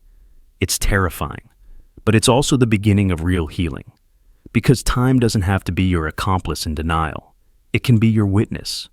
It can be the stage on which you finally let your soul's voice rise above the polite murmur of your performance. So, the next time your mouth forms the words, "I'm fine," pause. Listen for the echo beneath them. Feel the weight of all the hours you've lost to that lie, and consider just for a moment letting time record the truth instead, because your soul has been calling for help, and it deserves an answer. Your name isn't yours. Have you ever stopped to wonder why your name feels heavier some days? As if it isn't simply a word, but a chain, woven from the expectations of people you don't even remember meeting. When you say your name out loud, have you ever listened to the echo in your mind? The quiet voice that asks, "Who decided this was you?" You might believe your name is a harmless label, a convenient tag to distinguish you from strangers. But look deeper. Your name isn't yours. Your name is a story someone else needed you to play. From the moment you were born, you arrived as something raw, wordless, and unclaimed. You didn't know what a name was. You didn't know how to answer to anything. But the people who held you couldn't tolerate that blankness. So they reached for a word, an inheritance, a promise, a memory of a relative, a syllable that sounded strong or soft or dignified, and they pressed it onto you like a brand. They said, "This is who you are," and because you were too small to resist, you accepted it. You learned to respond when they called. You learned to hear affection or disappointment in the way your name was spoken. You learned to measure your worth by the tone in their voices. But what if you had been given a different name? What if your parents had chosen something else? Something that carried a different lineage, a different ambition, a different sorrow? Would you still feel like the same person? Or would you have become the story they attached to that other name? Because names are never neutral. Names are contracts. They come loaded with hopes and unfinished business. If you were named after a grandfather, you were asked to carry his legacy. If you were named after a saint, you were invited to live up to their virtue. If you were given a name meant to sound unique, you were conscripted into someone else's hunger to stand out. This is why, when you hear your name whispered in a dream, it feels so intimate and so unsettling. It is the summoning of every story you were expected to embody, the contract written beneath your consciousness. You did not sign it, but you inherited it all the same. Think about the times your name was used to praise you. You felt seen, validated, important. But think, too, about the times your name was used as a weapon. The scolding voice, the disappointed sigh, the moment you realized your name was not simply yours. It was the handle by which others could pull you back into the roles they needed you to fill. In school, your name was called to measure your attendance. At home, it was spoken to command your obedience. And later, in relationships, it became the word that could slice you open or hold you together. Your name isn't just a word, it is a lever. Some people try to escape this contract by choosing new names. They call this reinvention, reclamation, freedom, and in many ways, it is. But even the names we choose for ourselves are shaped by the stories we hope to tell. A new name can be a declaration. I am not who you said I was. But it can also be another performance, another attempt to script an identity that feels safer than the raw, unnamed self. Because to have no name at all is to step outside every frame. To be nameless is to be ungraspable, and that is terrifying. In ancient cultures, it was believed that to know someone's true name was to have power over them. Names were guarded, hidden, revealed only in sacred ceremonies. Because a name was more than a convenience. It was a spell, a binding. Even today, you feel the residue of that magic when a stranger says your name without permission. It feels like trespass, like they have stepped over a line you didn't draw but always felt. Have you ever tried saying your name slowly, alone, without any intention except to listen? Try it. Speak the syllables as if you'd never heard them before. You may notice a flicker of strangeness, a moment when you realize the word has no inherent meaning. It is only meaningful because it has been repeated thousands of times, carved into your nervous system by the voices of others. The word itself is empty. The echo you hear is everything they projected onto it, and still, you carry it. You sign it on forms. You answer to it in crowds. You use it to introduce yourself, as if it tells anyone anything real about who you are. But does it? Or is it only the first line of a script you never agreed to perform? What would happen if you set it down for a moment?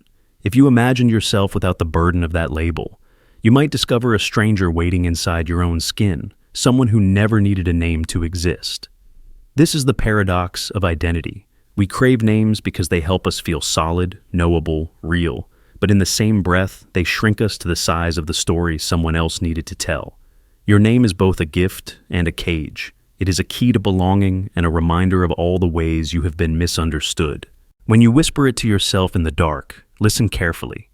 Hear the contract sigh beneath the syllables. Feel the weight of every expectation it carries. And remember that you are allowed to question it. You are allowed to wonder who you might be if you stopped answering to the name they gave you. Because before you were a name, you were something vast and unnamed. You were breath. You were awareness. You were the simple miracle of presence. And nothing, not the stories, not the labels, not the contracts, can take that away. Sitting is surrender. Most people think sitting is harmless. A simple act, a moment of rest. But sitting isn't just pausing. It's surrendering. Every time you lower yourself into a chair, you are making a quiet, unconscious decision to give up your claim on movement. You are yielding to gravity, letting it mold your body into stillness, convincing yourself that immobility is comfort when it's often just resignation. Think about how often you sit in a single day. You sit to work, to eat, to scroll, to escape. You tell yourself it's necessary, that life requires these seated rituals. But each time you let your spine collapse into the shape of your chair, something deeper happens. A part of you that was born for motion, for agency, for momentum, goes dormant. A part of you that remembers what it felt like to run, to climb, to dance, goes silent. Sitting is one of the most successful forms of domestication ever invented. It trains you to believe that stillness is safety, that staying put is the default. It's the posture of compliance.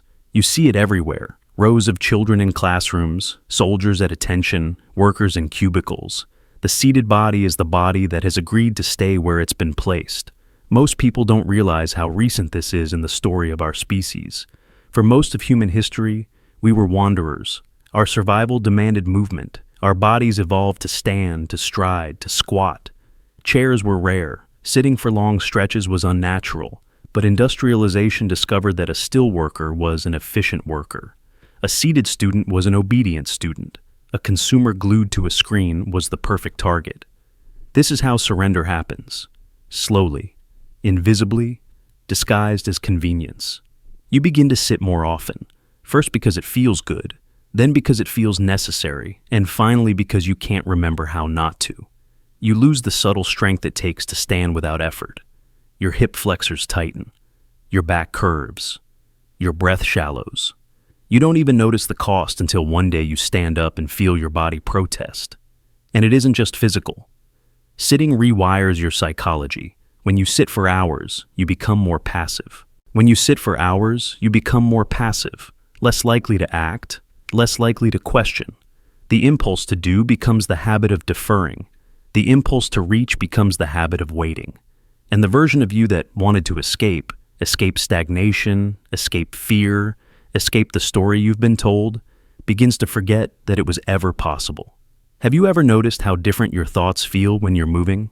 When you walk, your mind unfurls, problems shrink, ideas flow. But when you sit, your awareness narrows. You begin to ruminate, to fixate. The same thoughts loop endlessly. This is no accident. Movement is the birthright of clarity. Stillness, when prolonged, becomes the breeding ground of doubt. Gravity is patient. It will always win if you don't resist. Every time you surrender your posture, gravity reshapes you. It compresses your spine, pulls your shoulders forward, weighs your head down. Over time, your body adapts to this defeat. You start to resemble the furniture you trust to hold you up. Your muscles weaken because they're no longer needed. Your joints stiffen because they're no longer asked to flex. And with each hour you remain seated, a different kind of surrender takes place. The surrender of your spirit. You start believing that the limitations of the chair are your own limitations. You internalize the idea that rest is your only state. That risk is too costly. That striving is for other people. You become a spectator in your own life, watching rather than doing, scrolling rather than seeking. But here is the truth most people never acknowledge. Sitting is not neutral. It is not a pause between important moments. It is a choice to yield. It is an act of submission so common that you no longer recognize it as submission. You think you're resting. You are relinquishing. Imagine all the times you sat when your body wanted to rise, when you felt the urge to leave a place that wasn't meant for you, when you knew you should walk away, but stayed seated because it was easier, when you sensed your spirit softening into compliance, and you looked down at your hands resting quietly on your lap and wondered when they stopped reaching. This is how sitting becomes a ritual of surrender. The longer you stay seated, the harder it is to remember the alternative. The harder it is to remember that your body was designed to defy gravity, to generate force, to act. The harder it is to remember that your will was once something you trusted to carry you into the unknown. If you want to reclaim something lost, start small. Stand up. Feel how different the world looks when you rise. Notice the subtle resistance in your legs, the reluctance in your back, the echo of all the hours you've spent yielding. This is not just physical discomfort. It's the residue of all the surrenders you never named. Then, take a step. Any step. You don't have to know where you're going. You only have to remember what it feels like to be in motion, to claim a direction, to trust your feet to carry you forward instead of surrendering to the pull of inertia.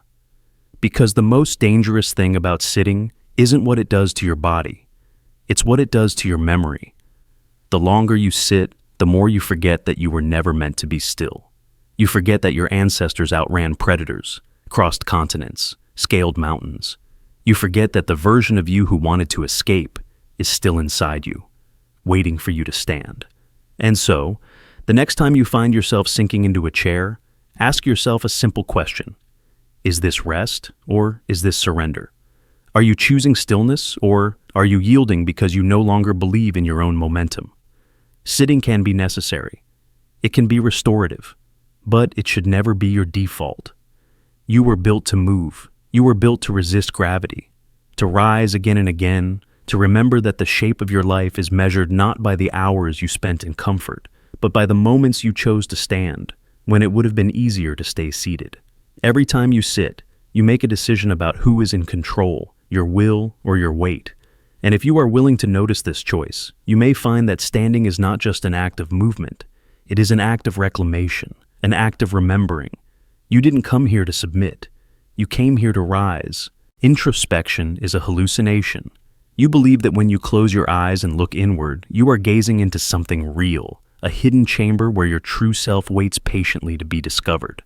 But what if that's the greatest illusion of all? What if there is no secret you behind your thoughts, no private sanctum of authenticity? What if every moment you think you are introspecting, you are simply hallucinating a self to satisfy your craving for coherence? Imagine standing before an infinite mirror, each reflection duplicating the last. You lean in, searching for the original, the first true version. But there isn't one, just copies of copies, rippling into darkness. That is what introspection really is. A self-referential simulation, a recursive echo that feels profound because it must feel profound to keep you convinced that you exist as something more than a pattern of electrical impulses.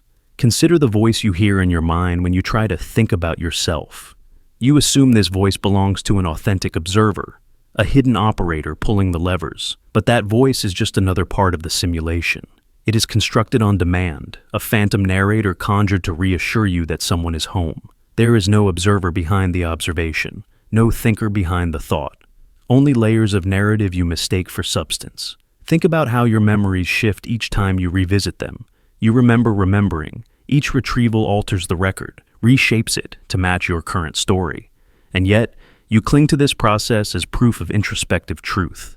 You believe you are peeling back layers to find something honest, something original. But there is no original, just the last version you edited, masquerading as the foundation.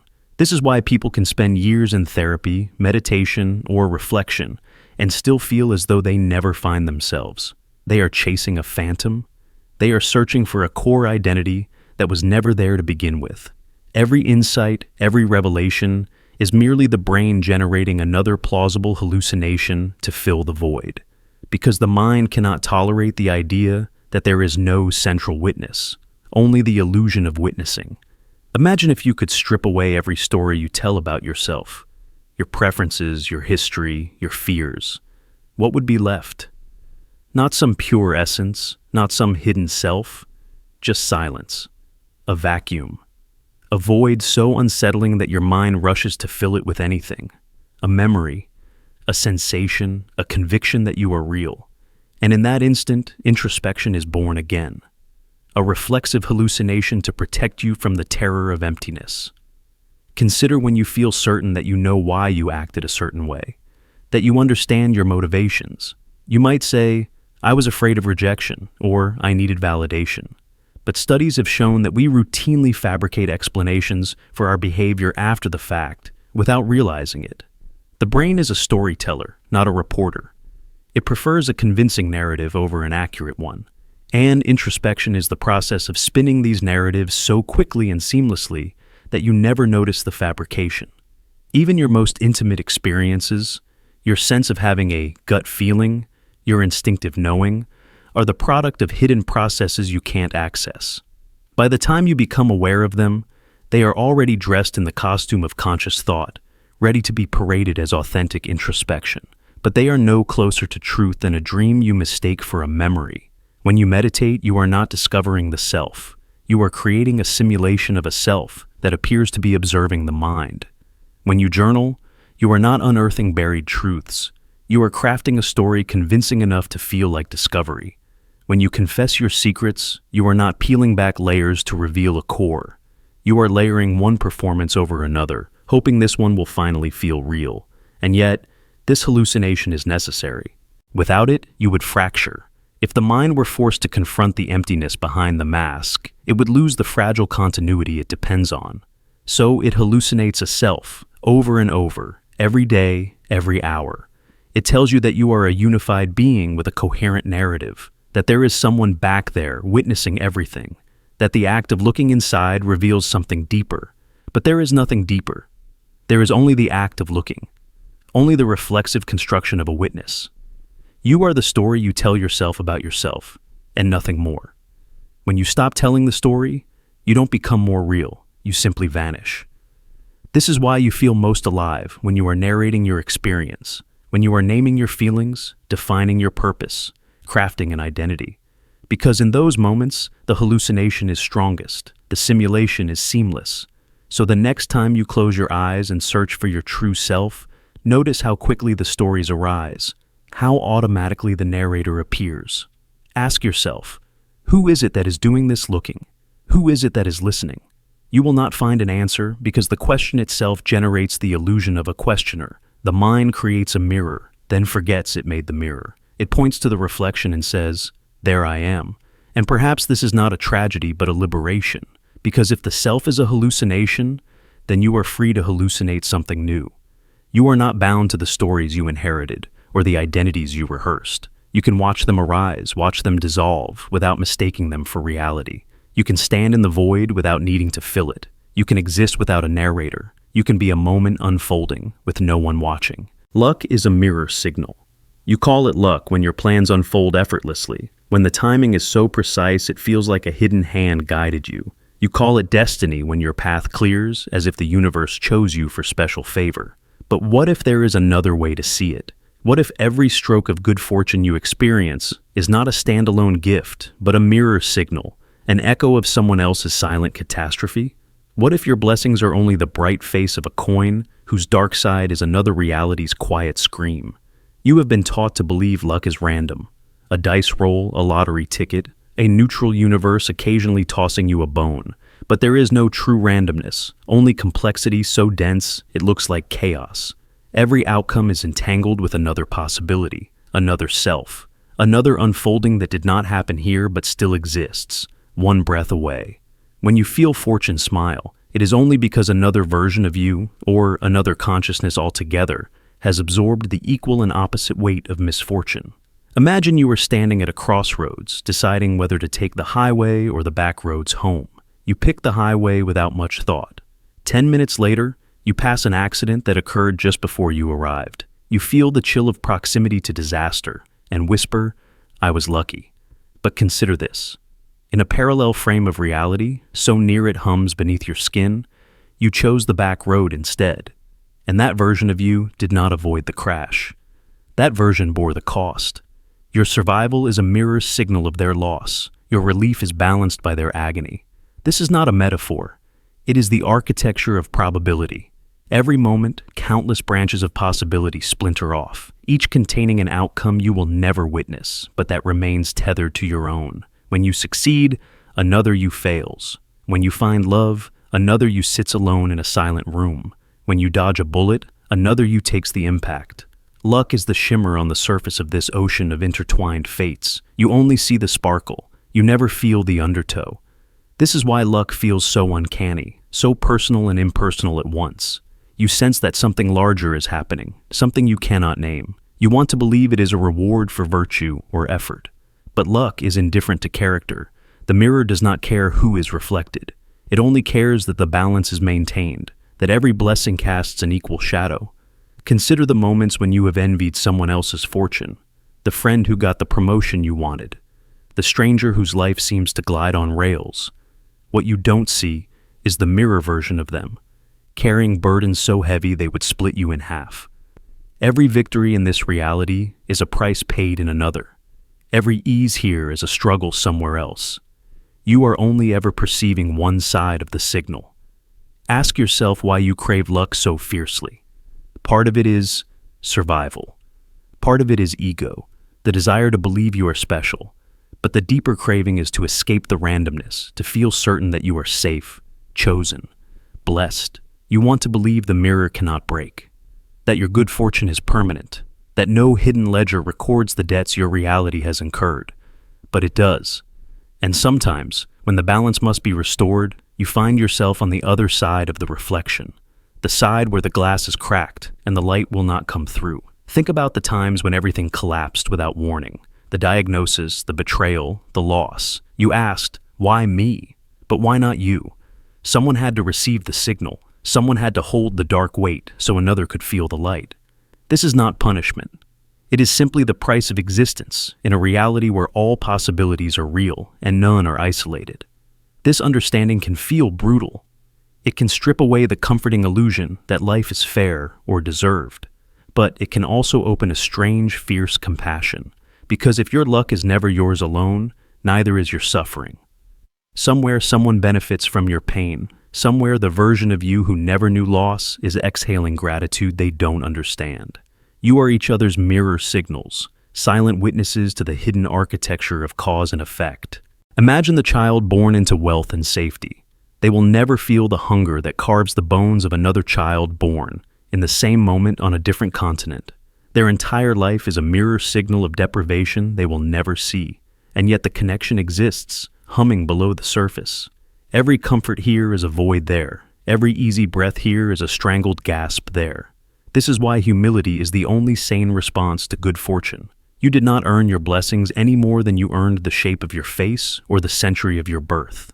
You were simply the node where this particular pattern of outcomes resolved. To call it mine is a kind of arrogance, a refusal to acknowledge the unseen hands that carried the cost elsewhere. When you understand that luck is a mirror signal, you can stop obsessing over how to keep it. You can stop blaming yourself when it turns. You can begin to see that your life is not a solitary story, but a flickering in a vast web of probabilities. You are always both fortunate and unfortunate, both safe and endangered, both triumphant and defeated, depending on which frame you inhabit, which mirror you are looking through. And this understanding does not need to make you hopeless. It can make you gentle.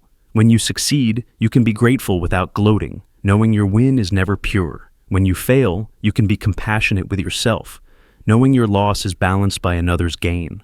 When you witness someone else's luck, you can remember it is not evidence of their superiority, only the outcome that loaded in this particular loop. This is the secret mercy hidden in the brutal truth. If your blessings were never fully yours, your disasters are not fully yours either. You are never solely to blame, never solely to praise. You are a participant in a cosmic economy of outcomes, a recipient of signals you did not request and cannot fully control. So the next time you call yourself lucky, pause, feel the weight of the mirror. Honor the unseen costs. Let your gratitude be vast enough to hold the reality that your joy is braided with someone else's sorrow. And when you find yourself in pain, remember that your suffering is not the end of the story. Somewhere, a version of you is breathing easier because you carried this burden. You will never see every reflection. You will never hear every quiet scream or every silent song of relief. But you can live with the awareness that luck is not a trophy you earn. It is a signal you receive, a glimmer of light that proves the darkness is real too. And in that awareness, you can find a strange kind of peace. Not the peace of believing you are in control, but the peace of understanding you are connected to everything, even the parts you will never touch. Hunger is a philosopher. When you feel hunger, you probably think of it as a simple biological alarm, a signal that your stomach is empty, that your body needs fuel. But hunger is never just about food. Every craving is a question posed by something deeper inside you. A question not for calories, but for meaning. A question for purpose, for the feeling that something important still waits to be pursued. Hunger is the philosopher you carry in your bones, the ancient voice that refuses to let you drift into indifference. Think about what hunger really does to you. It doesn't whisper politely. It doesn't negotiate. It becomes a relentless interrogation. Are you willing to move, to hunt, to fight, to care? This is why, when you are starving, not just physically but emotionally, life takes on a strange clarity. Every sensation sharpens. Every obstacle feels more urgent. Hunger is your body's way of proving you still believe there is something worth chasing, something worth the discomfort of longing. Consider this. An animal that no longer feels hunger is an animal that has given up. Its body has accepted that nothing will change, that no effort is worth expending. This is how starvation becomes a philosophy of surrender. But when you feel hunger, even at its most painful, it is a declaration that you haven't abandoned the chase. You still think the world contains something you must find, whether it's sustenance or significance. In the modern world, we often try to silence hunger. We call it an inconvenience, an annoyance, a weakness. We distract ourselves with constant grazing, with snacks that dull the edge but never satisfy the question. Because true hunger, whether for food, for love, for meaning, demands you admit you lack something essential. It forces you to confess that you are incomplete. Imagine how this plays out in your daily life. You feel a craving for something sweet late at night. You tell yourself it's just a chemical impulse, that your brain is playing tricks. But underneath that rationalization is a deeper inquiry. What part of you feels empty? What longing have you ignored so long that it has disguised itself as appetite? Hunger is clever that way. When you refuse to listen to your heart's questions, it rephrases them in the language of your body. This is why so many people eat when they are lonely. Why some drink when they feel powerless. The hunger isn't really for sugar or alcohol. It's for connection, for validation, for proof that existence can still be sweet or intoxicating. The body borrows the simplest metaphor it can find, craving, to express the more complicated truth. Think about the moments when you have been most truly hungry. Perhaps you were lost in the wilderness, or fasting for a cause, or simply too poor to afford food. In those hours, every trivial concern evaporated. Hunger made your priorities obvious. You could no longer pretend that status or entertainment mattered more than survival. This is why hunger is also a philosopher of honesty. It strips you of illusions. It reduces life to the question, what do you need so badly you would sacrifice comfort, pride, and safety to get it? But hunger is not content to remain in the body alone. It has always driven civilization. Early humans who felt the ache of empty stomachs did not simply wait to die. They invented tools, strategies, agriculture. Every empire began as an answer to hunger's question. How will you feed yourself and your tribe? Even art and religion are, in their own way, responses to hunger. When physical needs are met, the hunger migrates upward, to the spirit, to the imagination, to the search for something that can nourish the soul. This is why people who have everything still feel restless. They call it boredom or anxiety, but it's just hunger wearing a new disguise. The question never disappears, it only evolves. You have enough food, but do you have enough purpose, enough love, enough conviction? The philosopher inside you keeps asking, even when you pretend you can't hear.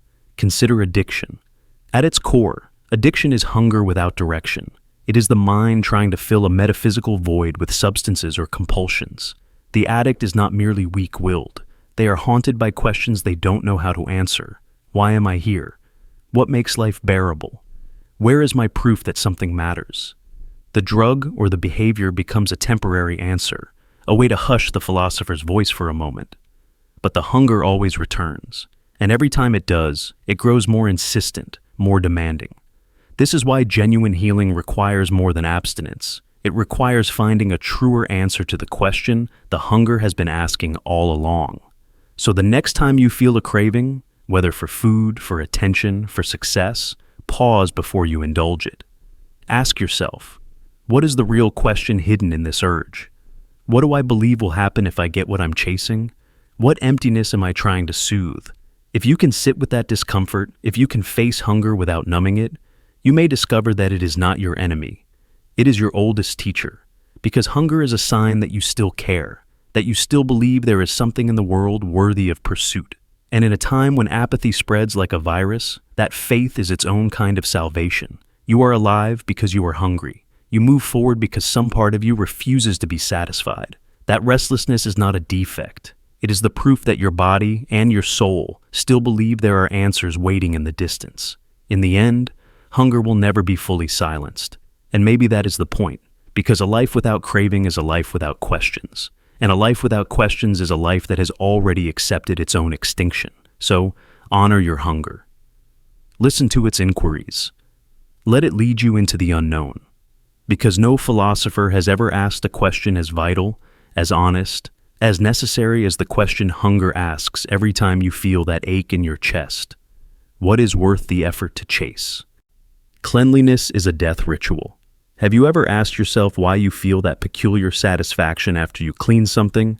Why wiping a counter or scrubbing a floor feels not merely like maintenance, but like a small victory you can't quite explain? The truth is simpler and darker than you think. Cleanliness is not just about comfort or pride or order. Cleanliness is a death ritual. Every time you scrub and polish, you are performing an ancient ceremony to erase decay, to simulate purity, to pretend for one more hour that you are not dissolving. Because entropy is always watching. The dust always returns. The mold always grows back. And your body, too, is only ever moments away from becoming the very dirt you sweep into the bin. You might say you clean because you love beauty, because you want things to look fresh, because you care about health or respect. But look closer.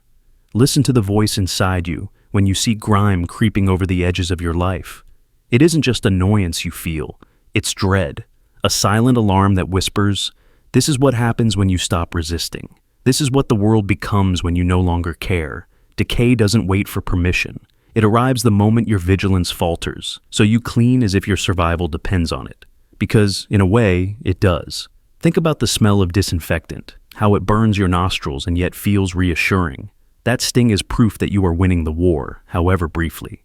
The soap bubbles in the sink, the vacuum lines on the carpet, the glass polish to a sterile gleam, all of these are signals to your animal brain that death has been pushed back another inch. You don't think of it that way, but your nervous system does. It knows that the difference between a living space and a tomb is not as wide as you pretend. This is why we clean obsessively when someone dies. We wash the sheets, we mop the floors, we sterilize the air.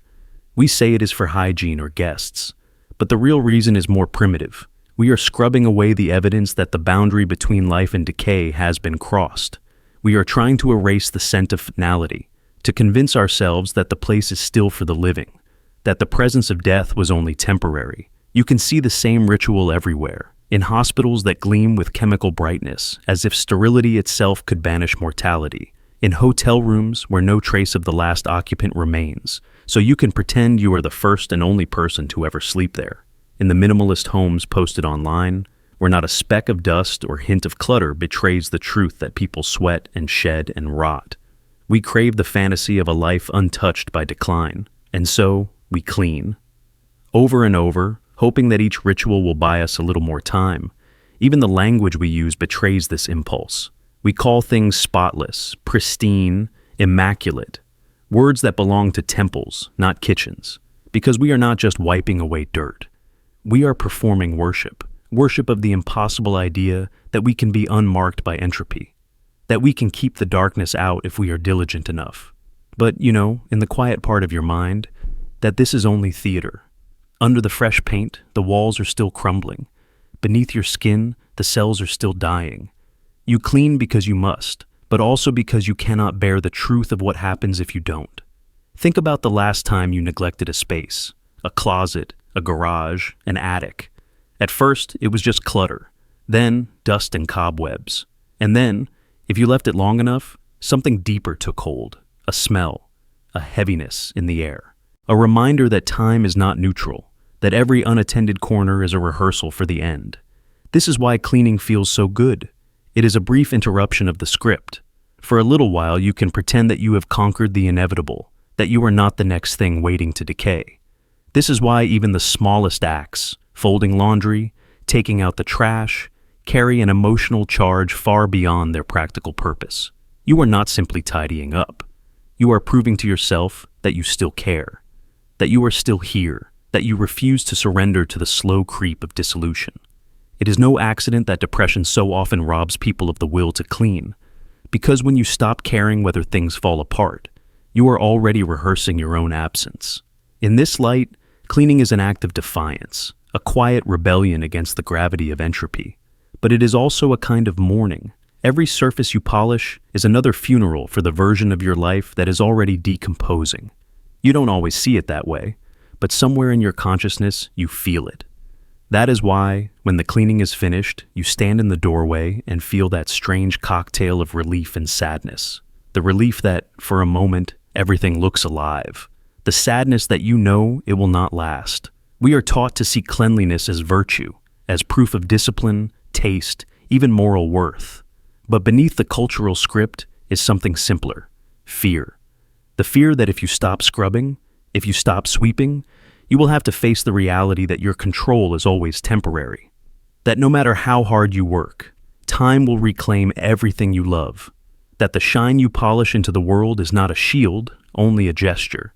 And yet, there is something beautiful in this futility, something noble about the willingness to perform these small rituals, even though you know they will never be finished. To clean is to say, I am still here. I will not vanish quietly.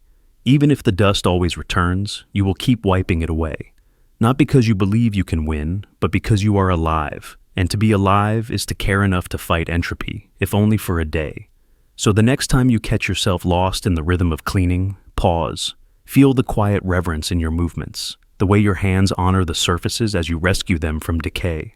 Listen for the whisper beneath the chemical scent. This is a death ritual, and you are the priest. And in that moment, know that your impulse to clean is not small or silly.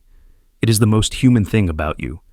The refusal to surrender, the decision to polish the world while you still can. Legacy is a virus.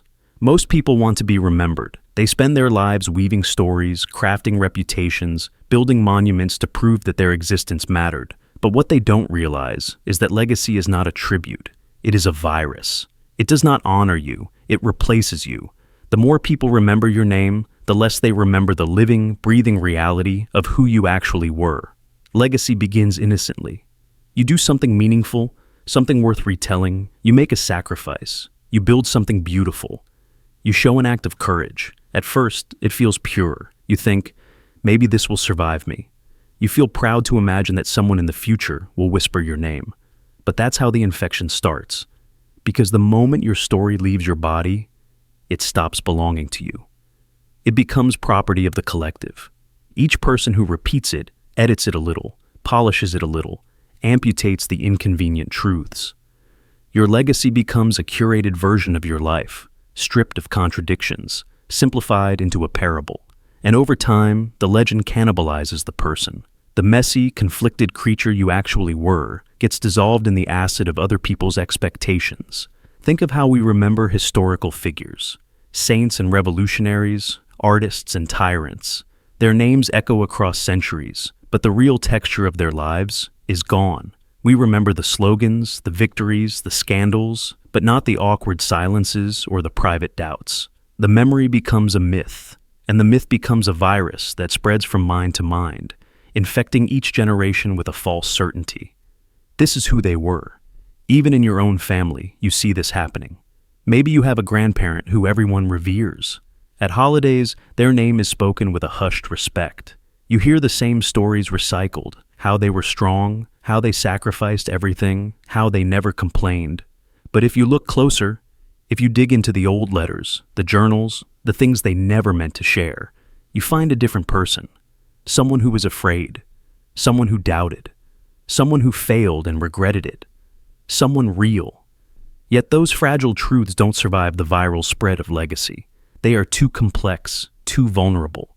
So the legend outcompetes the reality, until one day even you can't remember where the myth ends and the person began. Legacy also infects your choices in the present. You start doing things not because they are true to you, but because they will look impressive in retrospect. You curate your life like a museum exhibit. You censor your own impulses, afraid that any imperfection will contaminate the story you hope to leave behind. And in this way, the virus colonizes your identity before you are even gone. Have you ever caught yourself wondering what people will say at your funeral?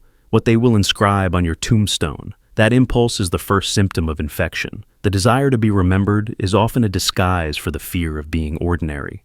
The fear that your life, unpolished and unstoried, might not be enough. But here's the irony. The more you chase legacy, the more you disappear inside it.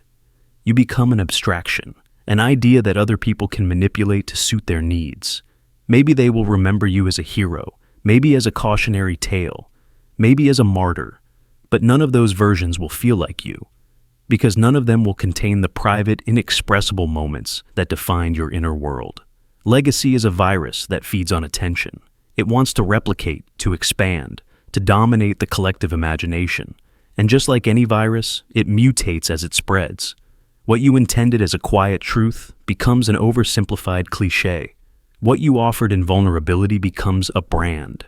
What you sacrificed out of love becomes a bullet point in someone else's argument. If you doubt this, think about how even the most sacred memories degrade. A song that once made you weep becomes background noise after the 1,000th repetition. A photograph that once felt holy becomes another decoration on a wall, and so too with the stories of your life. Each retelling wears away the original feeling until all that remains is a husk. This is why so many people who are celebrated in public feel lonely in private. They know that the version of themselves being applauded is a puppet, a simplified silhouette. They know that the real self, with all its contradictions and hidden corners, has already been forgotten. Some try to fight this by leaving elaborate instructions, biographies, confessions, manifestos. They think that if they document themselves thoroughly enough, they can preserve their essence. But even these efforts fail, because no text, no monument, no archive can encode the living pulse of your consciousness. The virus of legacy consumes even the most carefully constructed records, transforming them into something that fits the expectations of the culture, the era, the narrative. You might wonder, if legacy is a virus, should we reject it entirely? Should we live in perfect anonymity? Should we refuse to share our stories, to leave no trace? No. That is just another extreme, a reaction driven by fear. The antidote is not erasure, it is awareness. You can share your life without mistaking the record for the reality. You can build things that outlast you without believing that their survival is proof of your worth. You can be remembered without becoming enslaved to the memory. But to do this, you have to see clearly. A legacy is not your soul's immortality. It is a cultural echo, an artifact, an interpretation. When you stop trying to engineer how you will be remembered, you give yourself permission to be real now, to be flawed now, to be alive now. And in that freedom, you discover a quieter truth. The most honest parts of you were never meant to be archived. They were meant to be experienced moment by the people who knew you when you were still breathing. And so, the next time you feel the ache to be remembered, to be immortal, to be celebrated, pause. Ask yourself, who am I without the story I'm trying to leave behind? Who am I when no one is watching? No one is recording. No one is rehearsing my eulogy. Legacy will always try to infect you with its hunger. It will always whisper that you must be more, must be grander, must be unforgettable. But you can choose to resist. You can choose to remember that being fully alive matters more than being perfectly remembered. Because in the end, even the most viral legacy cannot hold a candle to the brief, unrepeatable miracle of your real, unpolished existence. DNA hates your dreams. You imagine that your dreams, your ambitions, your longing to transform yourself are somehow noble, an inevitable extension of the life written into your blood. But that's a fantasy. Your DNA does not care about your visions of becoming something more. It does not care about your art, your higher calling, or your plans to reinvent yourself. Your DNA wants only one thing: to repeat itself, to replicate the same patterns over and over again, to preserve the past at the cost of your future. Every cell in your body carries a blueprint that predates your awareness by millions of years. A set of instructions optimized not for fulfillment or transcendence, but for survival and repetition. You think your evolution is about progress, but from the perspective of your genes, it's about conserving what already exists. You are a vehicle for instructions that don't want you to become something new. They want you to remain predictable, consistent, familiar. Think about how difficult it is to change, to break old habits, to discard inherited fears. You blame yourself for weakness, for inconsistency, for sabotage. But in truth, you are waging war against your biology. Your DNA is coded to resist deviation. It wants the same emotional cycles, the same tribal instincts, the same strategies that kept your ancestors alive. When you decide to dream beyond survival, to create something unprecedented, your genes interpret it as a threat. Evolution has never been about your happiness. It has always been about perpetuation. Consider your desire to explore, to venture into uncertainty, to dismantle old paradigms. This is the impulse that built civilizations, that gave birth to philosophy, art, and science. But your DNA despises this impulse because it introduces risk, because it undermines the continuity it was engineered to maintain. When you stand on the edge of transformation, your biology does everything it can to drag you back to repetition. It floods your body with fear, with doubt, with inertia. Not because you are weak, but because your genetic programming is older than your dreams.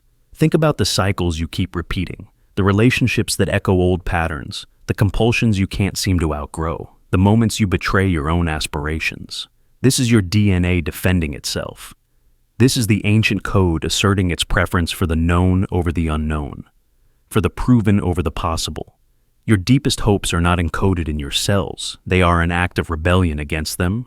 Evolution is a conservative force. It selects for traits that replicate reliably. Every anomaly, every mutation, every departure from the norm is met with suspicion by your biology. When you attempt to reinvent yourself, to craft a destiny that no ancestor could have imagined, you are stepping into a territory your DNA cannot endorse. It does not trust novelty. It fears what you are trying to become. Consider creativity itself. The impulse to imagine something that never existed, to disrupt tradition, to transcend inherited limits, this is the most unnatural act of all. There is no gene for self-transcendence, no molecular blueprint for the future you are struggling to build. Your dreams arise not from your DNA, but from the tension between your biology and your awareness. You are a battleground where the ancient mandate to repeat collides with the fragile, luminous urge to evolve. This is why transformation is so excruciating, why it feels like dying. Because in a sense, it is. Every step you take toward reinvention threatens the continuity your DNA was designed to protect. Every dream you nurture is a declaration of war on the past, and your biology will fight you with every weapon it has: fear, craving, guilt, exhaustion. It will whisper that you are safer as you were, that you should surrender to the ancient rhythm, that nothing you imagine could ever matter as much as the simple act of surviving. But you are not obligated to obey. You are not a passive expression of your genes. You are the improbable emergence of consciousness capable of questioning its own instructions. You can watch the impulses arise, the cravings swell, the fear tighten around your vision, and still choose to step forward. You can feel your DNA pulling you backward and understand that its agenda is not your destiny. You are the first generation of your lineage with the freedom to imagine something beyond repetition, to envision a self that is not bound to the past, to create art, meaning, and purpose that no survival instinct can comprehend. That is why your dreams feel so precarious, because they are. They are fragile embers flickering against the hurricane of your biology's resistance. But that is also why they matter. Because in defying your DNA, you are doing something evolution never planned for. So when you feel that tension, that grinding friction between who you've been and who you want to become, remember that you are not failing. You are not defective. You are simply daring to want something your blood was never programmed to provide. You are daring to evolve, not by genetic drift, but by conscious intention. And that is the most radical act a human can perform. You will always carry the instincts of your ancestors, the fear of the unknown, the longing for the familiar, the need to repeat. But you also carry the capacity to imagine something more, something that your DNA will never understand, but which you can choose anyway. And that choice, the choice to dream beyond survival, is what makes you more than a replication machine. It is what makes you human. Regret is a religion. You think regret is a passing feeling, a shadow that drifts through your thoughts when the night is quiet or the old photographs surface. But regret is not a passing visitor. It is a permanent shrine you carry everywhere. You kneel before it in the hidden chambers of your mind. You light candles to it when you replay your mistakes. You offer it silent prayers when you imagine all the lives you could have lived. Regret is a religion, one you never chose to worship but learned to obey. You do not pray with words. You pray with repetition. Every time you replay a memory you cannot change, you recite a litany. Every time you imagine the perfect comeback, the better decision, the version of you who never failed, you are chanting the creed. Regret thrives in these rituals. It feeds on your devotion. And because you mistake this ritual for self-reflection, you never notice how much it costs you. Think of the moment you wish you could erase, the conversation that ended too soon, the opportunity you were too afraid to take, the person you hurt because you could not hold your own pain. You return to these scenes again and again, like a pilgrim returning to a sacred site. You touch the edges of the memory, searching for a way to edit the past. But regret is not satisfied with one visit. It demands your loyalty. It whispers that if you revisit the memory enough times, you will finally unlock the redemption you crave. This is the first lie of regret, that if you just replay the failure long enough, you will find a version of yourself who did it right. But there is no such version. There is only the moment that happened and the ache it left behind. Regret tells you that reimagining the past is noble, that it proves you are evolving. But more often, it is a form of worship, a ritual sacrifice of your present peace to the idol of a perfect past that never existed. Ask yourself why you keep returning, why you spend hours reconstructing old conversations, rewriting old choices. Part of it is survival. Your mind evolved to learn from pain, to avoid repeating danger. But regret goes beyond learning. It becomes a form of penance. You punish yourself, believing that if you suffer enough, you will finally be worthy. You believe that regret is proof of your goodness, that only someone who cares deeply would grieve this much. But regret is a trickster god. It disguises self-obsession as virtue. It convinces you that staring at the ruins of your choices is the same as building something new. And while you are worshiping regret, your real life is passing by unobserved. You cannot touch the present when your hands are always sifting through the ashes of yesterday. Consider the better lines you didn't say, the love you didn't confess, the courage you abandoned in the hour you needed it most. You think of these omissions as evidence that you failed some essential test. But what if they are simply proof that you were human? That you were afraid, unprepared, imperfect? Regret wants you to believe that imperfection is a sin that must be atoned for forever, that you can never outgrow it, only circle it endlessly in devotion. This is why regret feels so heavy. It is not just sadness, it is the weight of all the imaginary versions of you that you believe would have done it better. Regret is the religion of the unreal self. You are not just grieving what happened, you are worshiping the ghosts of who you think you should have been. And because no reality can compete with these phantoms, you are condemned to disappointment. Think about the lives you never lived, the roads you didn't take, the passions you never pursued because you were too busy serving other expectations. You replay these unchosen paths in your mind, convinced they would have led to perfect happiness. But this is another lie of regret, that the alternate life was free of sorrow, free of confusion, free of your own humanity. You are comparing your reality to a fantasy. No wonder regret wins. Regret teaches you to see your past self as an enemy, as if you are a different species now, wiser, braver, more awake. But the truth is, the you who failed was doing the best they could with what they knew. They were carrying burdens you have forgotten. They were standing in storms you have survived. You dishonor them when you pretend they were unworthy of compassion. You tell yourself regret is necessary, that it keeps you humble. But humility is not the same as self-condemnation. You can learn from your mistakes without building temples to them. You can honor your past without worshiping your shame. But first, you must recognize that regret is not an act of love. It is an act of control. You are trying to master the uncontrollable, to rewrite what is unchangeable. And this futile effort consumes the energy you could be using to build something new. Imagine what your life would look like if you dismantled the shrine. If you stopped lighting candles to the memory of who you wish you had been. You would not lose your wisdom. You would not become reckless. You would simply be free to meet this moment without dragging the chains of the last one. Ask yourself who you might become without the religion of regret. If you no longer believed your worth was measured by how much you suffer for your past, if you trusted that you do not need to keep proving you are sorry, you might discover that regret is not proof of love. It is proof of fear, the fear that you are still the same person you were when you failed, but you are not the same. You have changed in ways you cannot measure. You have grown invisible muscles of resilience. You have learned the quiet art of endurance. You have built the capacity to forgive others. And now, you are being asked to turn that forgiveness inward, to release the belief that you must keep paying penance forever. This does not mean you will never feel regret again. It will visit you, as all emotions do, but you do not have to build it an altar. You do not have to kneel before it.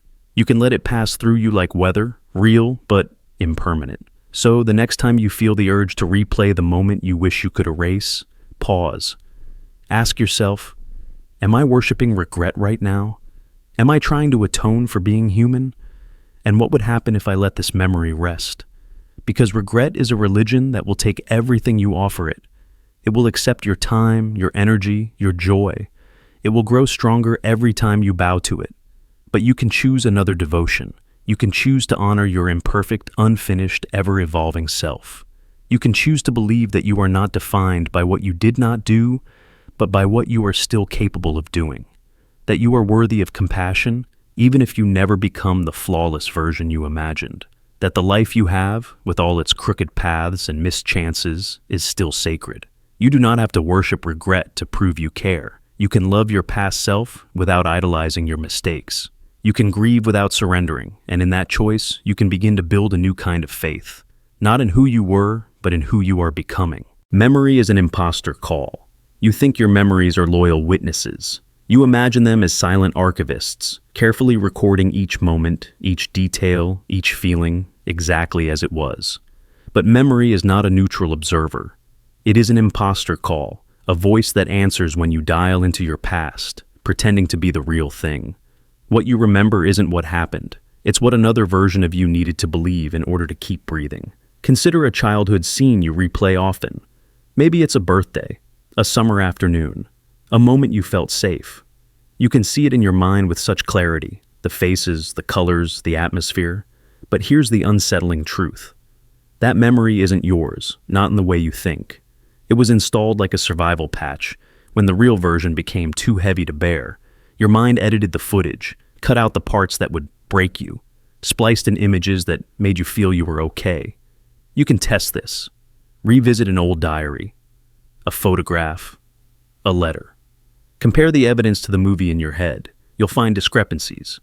Missing people, altered expressions, details that don't align. This is not a glitch. It's an act of self-preservation. Memory will betray accuracy to protect your continuity. It doesn't care if it's true. It only cares if it keeps you intact. Trauma makes this even more pronounced. When you endure something overwhelming, a loss, an abuse, a humiliation, your mind often refuses to record it directly. Instead, it fractures the experience, hides fragments in inaccessible rooms, replaces the gaps with more tolerable illusions. This is why survivors often doubt their own recollections. They feel the weight of something they can't fully see. Memory has installed a decoy, an imposter that answers every time they ask, "What really happened to me?" It's easy to think of this as failure, as proof you are broken. But in a way, it's evidence that your brain was working exactly as it evolved to work. The mind's first duty is not accuracy, it's survival. If the truth would have destroyed you, then a softer fiction was crafted to shelter you. You lived because your memories lied. This is why nostalgia is so seductive. The past you remember is smoother than the past you endured. You replay the highlight reel, unaware that entire scenes were censored or repainted. Memory wears the costume of authenticity so convincingly that you never question whether the voice on the line is genuine. But if you could trace the call, you'd find it coming from a part of yourself that was desperate to keep going, even if it meant forging a counterfeit version of history. Imagine an archive where all the most damaging records have been locked in a vault. You are only allowed to see the curated selection. This is your mind's library. Every time you revisit a memory, you are granted access to the edited edition. The original version is buried under layers of protective camouflage. Think about the implications. When you build your identity, you build it on foundations of memory. You decide who you are based on who you believe you were. But if your recollections are partially forged, then your self-understanding is too. This isn't necessarily bad. Sometimes the illusions are kinder than the facts. Sometimes they give you the strength to become something more. But it means that you must hold your memories lightly. They are stories, not transcripts. Consider how often we cling to the idea that remembering equals knowing. We say, "I remember it clearly," as if that settles the matter. But clarity is not proof of truth. In fact, the more vividly you recall something, the more likely it has been reconstructed over time. Every retrieval of a memory rewrites it. Every retelling erodes the original, replacing it with a version colored by your current needs and fears. This is why families can fracture over different accounts of the same event. Each person's mind has crafted a narrative that made their own survival possible. When those narratives clash, it feels like a betrayal, but it's really just the inevitable collision of competing imposters. No one remembers it exactly right because no one can. Even seemingly benign memories are suspect. The happy childhood picnic, the comforting bedtime ritual, the day you felt loved. These may be composites, stitched together from partial recollections and wishful reinventions. Your brain is less an archivist than a novelist, rearranging scenes for coherence and emotional safety. And yet, despite all this, memory remains precious. It may be an imposter, but it is an imposter with a purpose. It calls you pretending to be the past, because it knows that without a story, you would have no continuity, no sense of self. Even false memories are better than no memories. The illusion binds you to time, to meaning, to identity. So what can you do with this knowledge? You can start by doubting the certainty of your recollections. When you feel sure you know exactly what happened, pause. Ask yourself, who needed this version of the story to be true? What would happen if the real memory surfaced? Would you still recognize yourself? You can also practice compassion for the parts of you that had to lie. Those imposters were not malicious. They were caretakers, protecting the child you were from the truths you couldn't yet metabolize. If you had been forced to see everything exactly as it was, you might not have survived. Memory is an imposter call, but it is also a lifeline. It's the imperfect answer your mind gave to the impossible question. How do I keep going when reality is too sharp to touch? So honor your memories, but do not worship them. Listen to their stories, but do not mistake them for perfect truth. You are more than the sum of your edited past. And somewhere beyond the reach of even your most convincing recollections is a self that survived, not because it always knew the truth, but because it knew when to pretend. You are a placeholder. Have you ever considered that the person you call yourself is not the final version? That you are not the polished manuscript, but a draft that happened to survive the editing process of your own life? You are a placeholder, an arrangement of compromises and adaptations, the safest draft that could pass inspection. The rawer versions of you, the louder, stranger, hungrier parts, were filtered out long ago. Not because they were untrue, but because they were too costly to keep. When you were a child, you tried on dozens of selves without hesitation. You were curious, impulsive, sometimes defiant. You declared your feelings without worrying how they would be received. You experimented with your voice, your movements, your imagination. But slowly you began to notice the consequences. The wince in a parent's expression when you were too loud. The ridicule from classmates when you were too different. The praise that only arrived when you were careful, agreeable, pleasing. These moments taught you which parts of yourself were dangerous, which had to be hidden, which had to be softened or erased. And so, you began to revise. You trimmed the excess. You rewrote the lines. You learned to become the version of you that was easiest to accept, the safest draft, the one least likely to be punished or abandoned. Over time, you forgot you were editing it all. You began to call this survival strategy your personality. You began to believe that the smaller, neater self you presented was the only one you'd ever been. But late at night, when the world goes quiet, the older drafts still try to surface. The fierce version of you who refused to apologize. The vulnerable version who admitted how much you cared. The curious version who asked inconvenient questions. You feel them moving under your skin like ghosts, reminding you that you are not as finished as you pretend. Think about the times you almost said what you meant but didn't. The moment you swallowed your truth because the risk felt too high. The invitation you almost accepted before the voice in your head said, "Don't bother." Each of those moments was an edit, a line you struck out because you believed the cost of authenticity outweighed the relief of honesty. Over the years, the cumulative effect of those revisions is enormous. They build a life that is legible and safe, but sometimes unbearably small. Consider the way you introduce yourself to strangers, the details you share, the stories you leave out. You curate a version of you that is approachable, comprehensible, consistent. You do this because you know instinctively that too much complexity threatens the illusion of coherence. You worry that if you showed the unedited manuscript, the contradictions, the unfinished ideas, the unwelcome feelings, people would lose interest or run away. So you hand them a placeholder instead, a tidy representative, a draft that has been proofread until it is nearly sterile. This is not your fault. It is how humans survive. We learn to belong by hiding the parts of ourselves that jeopardize belonging. We learn to perform an identity that feels sturdy enough to withstand inspection. But somewhere along the way, we confuse the performance with the reality. We forget that the placeholder is just that, a stand-in for something messier and more alive. Sometimes you catch glimpses of the other drafts. You feel them when you are in love, when your guard slips and your unfiltered thoughts spill out. You feel them when you grieve, when no amount of composure can disguise the rawness of your loss. You feel them in moments of creativity, when something unexpected moves through you and reminds you that you are still unfinished. In those moments, you are startled by how much more there is to you than the version you present. You realize that your neat, safe identity is only one possible story among many. This realization is both terrifying and liberating. It means you could choose differently. You could stop protecting everyone from the full truth of who you are. You could risk the awkwardness of saying what you mean. You could give up the fantasy of being perfectly understandable. But doing so would mean acknowledging how much of your life has been shaped by fear. Fear of rejection, fear of ridicule, fear of regret. And maybe that is the hardest truth. You are not the final draft because you never believed you deserved to be.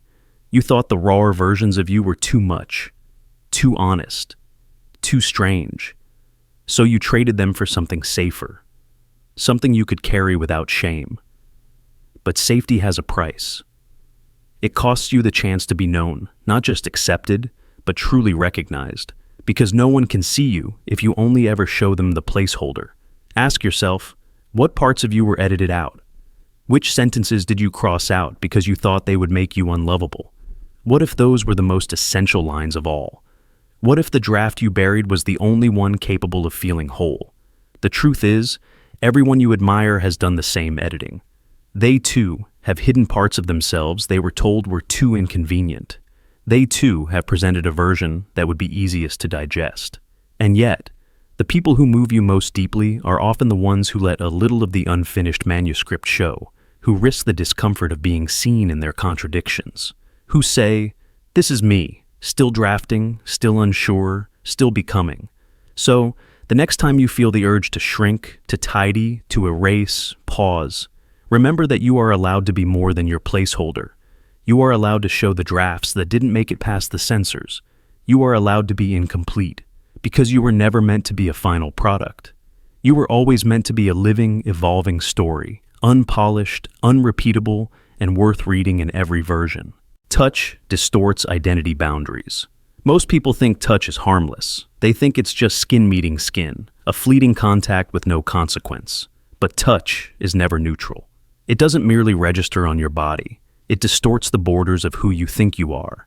Each time someone lays a hand on you, gently, urgently, carelessly, your nervous system reconfigures itself. It softens certain walls. It builds others higher. It decides, without asking your permission, what you will feel, what you will remember, and what you will become. Touch is the oldest language your body knows. Before you learn to speak, you learn to read the temperature of someone's hand. You learn to recognize safety in the pressure of an embrace, or danger in the sudden withdrawal of contact. Your nervous system was trained in a silent curriculum of touch, a curriculum you never signed up for, but which has shaped you more than any word you've ever heard. And the lessons never stop. Even now, when someone brushes your arm or grips your shoulder, you don't just register the sensation. You translate it into meaning. Was that affection or obligation? Was it dominance or desire? Your skin becomes a theater where other people's intentions perform themselves, whether or not you invited the show. Think about the last time someone touched you in a moment of vulnerability, a reassuring hand when you were afraid, a calming stroke when you were overwhelmed. In that instant, you weren't merely comforted. Your identity was altered. You felt less alone, less separate. But there was also a subtle surrender. A part of you yielded to the suggestion that you needed this touch to feel whole. Touch distorts your sense of self because it is not confined to the surface. When skin makes contact, it triggers a cascade of neurochemical events. Oxytocin is released, creating a sense of trust and attachment. Dopamine surges, associating the person with reward. Cortisol levels drop, lowering your defenses. This is why even a brief touch can feel disorienting. Your body, which you think of as your own sovereign territory, opens itself to foreign influence. And sometimes, the fingerprints of that influence outlast the truth of the moment. You may later discover that the person who touched you was dishonest, manipulative, unworthy of trust. But your nervous system doesn't update as fast as your intellect. Long after your mind has rewritten the story, your body still carries the imprint. A phantom warmth that feels like safety. A muscle memory that still wants to lean toward them. This is why abusive relationships are so difficult to escape. Even when the mind is clear that a boundary has been crossed, the body remembers the intimacy of touch and confuses it with love. The nervous system clings to the initial chemical signatures, the oxytocin, the dopamine, even as the conscious mind begs for distance. You are split between what you know and what you feel, and in that fracture, touch continues its quiet colonization. But it isn't only harmful touch that changes you. Any repeated contact, even the most benign, gradually dissolves the distinction between self and other. Lovers who spend years together find their nervous systems synchronizing. Their heart rates align. Their cortisol patterns mirror each other's stress. Their sense of individual identity softens around the shared rituals of touch. A hand on the lower back, a palm pressed to a cheek, a night spent tangled together. Over time, these gestures don't just express connection. They rewrite it into your physiology. You become someone who reflexively turns toward them, someone whose boundaries are no longer quite your own. And when that touch is withdrawn, when the relationship ends, when the body you leaned against disappears, the loss is not just emotional, it's neurological. You have to relearn how to be a single organism. This is why grief can feel like an assault on your identity. You're not just mourning a person, you're mourning the dissolution of a shared nervous system. The skin that once felt like an extension of yours is now an empty space. The patterns your body rehearsed for years are suddenly obsolete. And in the silence where touch used to be, you confront a terrifying question. Who am I without the impressions they left behind? Even casual touch, an encouraging pat on the back, a handshake, a brush of shoulders, leaves a residue. Your body logs these interactions like a secret archive. It uses them to build expectations. Who you can trust, who you should fear, who sees you as worthy of care. You may think you've moved on from certain relationships, but your nervous system has its own calendar, and it never forgets an imprint. This is why survivors of trauma often struggle to feel safe in their own skin. The boundaries of identity have been distorted. Touch, which should be a conduit for connection, becomes a trigger for dread. The nervous system no longer distinguishes between then and now. A hand on the arm feels like a threat, even if it comes from someone kind. The body has learned a terrible lesson. That touch can be a weapon dressed as affection. Yet even in this darkness, there is a possibility for repair. Because just as touch can distort identity, it can also restore it. Trauma-informed touch, gentle, attuned, consensual, can help reestablish the borders between self and other. It can teach your nervous system that contact doesn't have to mean surrender. It can remind you that you have a choice about which imprints you accept. But that choice begins with awareness. You must learn to see touch for what it truly is, an invisible architecture shaping your sense of self. Each time you allow someone to lay their hands on you, you are opening a doorway. You are inviting their influence, their energy, their story into your body. And you have the right to decide which stories you want written into your skin. So the next time someone touches you, whether in comfort, in passion, or in passing, pause. Feel the shape of their impression as it enters you. Notice the warmth, the pressure, the pull. Ask yourself, is this contact expanding me or diminishing me? Is it honoring my boundaries or dissolving them? Is it a truth I want to carry or a distortion I must release? Because in the end, you are not only the sum of your thoughts or your memories, you are also the sum of every hand that ever reached for you, every embrace that softened your defenses, every caress that confused your certainty, every touch that left a trace deeper than words. And when you finally understand this, you will see that your skin is not a passive surface. It is a living manuscript, and every time you are touched, another sentence is written. Music programs your choices. You think you chose that song because you liked it. You think it was an act of taste, of free will, a conscious preference rising up from within you. But what if it wasn't your choice at all? What if the song chose you, slipped past your defenses, and colonized your mind like a subtle invader? What if the melodies you claim to love are really instruments that reprogram you, shaping your moods, your thoughts, your very identity? Consider the last time a song got stuck in your head. You didn't invite it. You didn't consent to its presence. It entered anyway, repeating itself until you surrendered. A melody looping on autopilot, hijacking your attention every time your mind went quiet. And as it played, it did more than occupy space. It altered your emotional baseline. It whispered suggestions about how you should feel, about who you were in that moment. You call this phenomenon an earworm, but it's more like an operating system update. Music doesn't just decorate your consciousness, it installs itself, rewriting the code you use to interpret experience. A sad song doesn't merely reflect your melancholy, it deepens it. A triumphant chorus doesn't merely echo your confidence, it manufactures it. You believe you are listening, but you are also being programmed. Imagine a song as a living entity, searching for hosts. When it finds you in a receptive state, tired, distracted, open, it enters without resistance. It settles into your memory networks and begins influencing your decisions. You find yourself replaying it, quoting it, seeking more sounds that resemble it. You curate entire playlists around the mood it implanted. You tell yourself it's just entertainment, but your preferences have already been subtly reconfigured. Think about the way a single song can transform an ordinary commute into a cinematic experience. Suddenly the streetlights feel significant. The rain on the windshield becomes a symbol. Your life feels richer, deeper, more meaningful. But is that feeling yours, or did the song install it? Did the music awaken an authentic emotion? Or did it simulate one so convincingly you couldn't tell the difference? This is why people return to the same songs when they need comfort or courage. It isn't simply nostalgia, it's an unconscious recognition that certain melodies can trigger predictable chemical responses.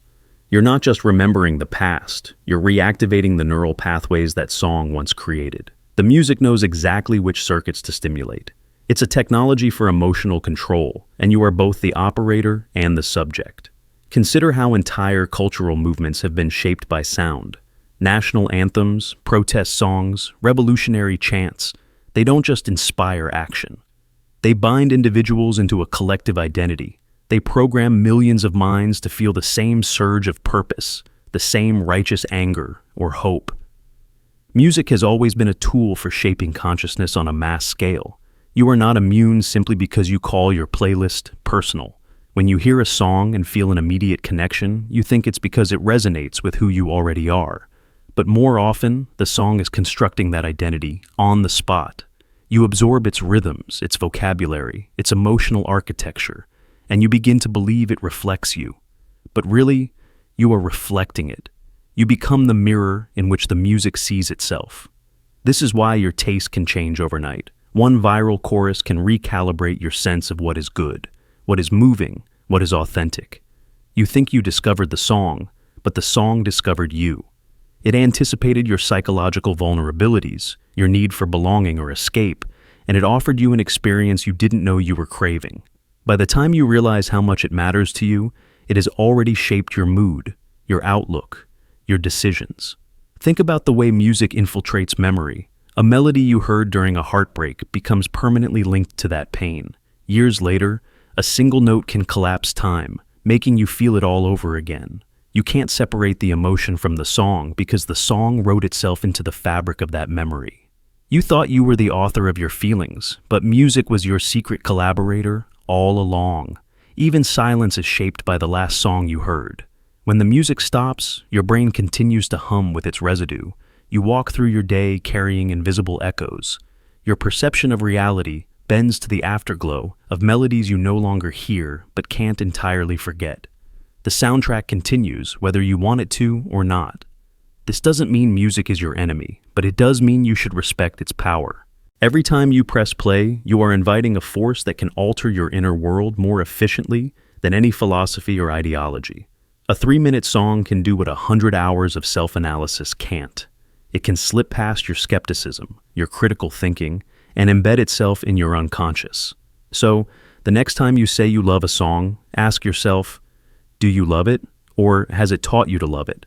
Did it reflect your feelings, or did it manufacture them? And when you feel its influence shaping your day, remember, music doesn't simply accompany your life. It programs it.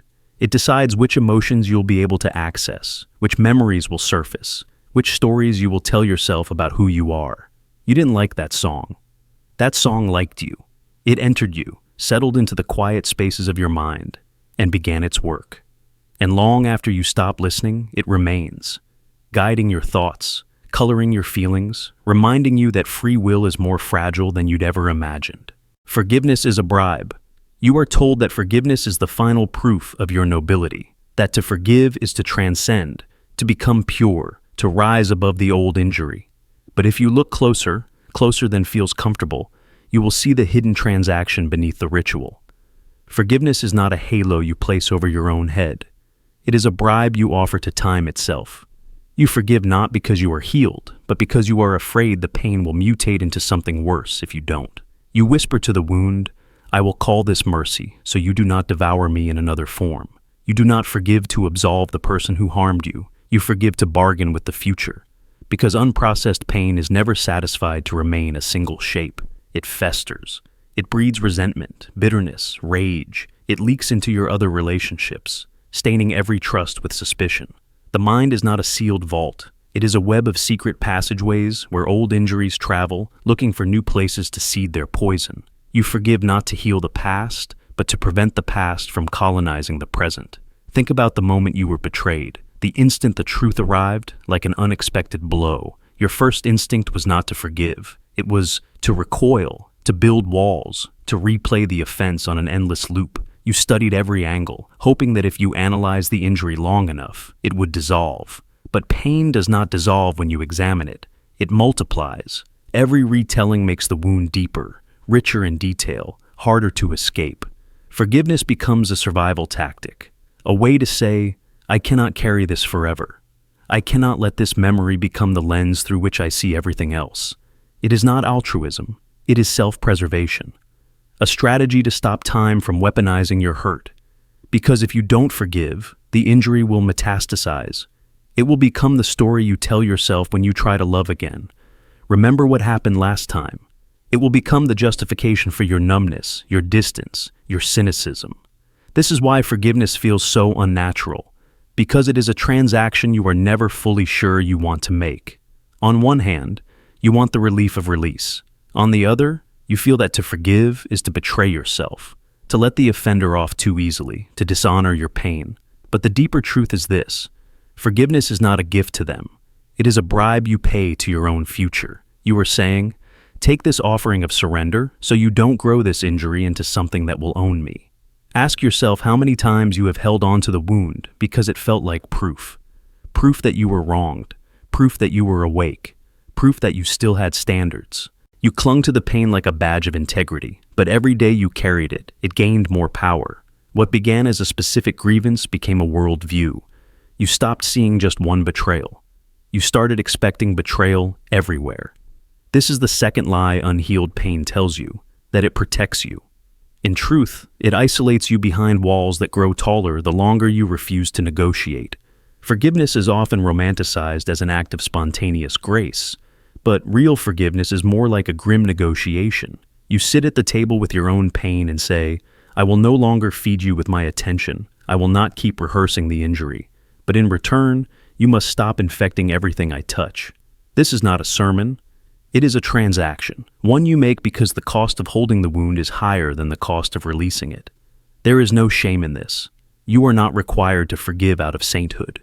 You can forgive simply because you are tired of being haunted, because you have seen how the memory of what was done to you wants to become your entire identity, because you know that if you do not put it down, it will harden into bitterness so complete you will lose the ability to recognize any form of kindness. Think about the grudges you still carry. The names you cannot hear without feeling your pulse quicken.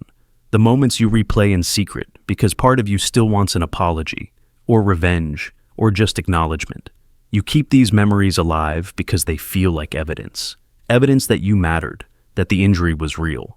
But every time you revisit them, you are renewing the contract with your own suffering.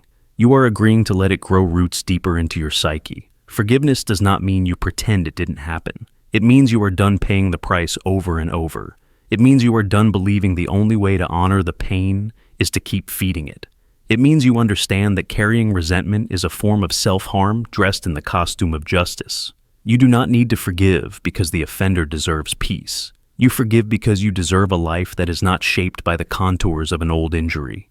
You forgive because you are tired of waking up every day and remembering you are still angry. You forgive because you know what happens to pain when it is denied release. It transforms into bitterness, then into isolation, then into a cage you can't remember building. This is the paradox no one tells you.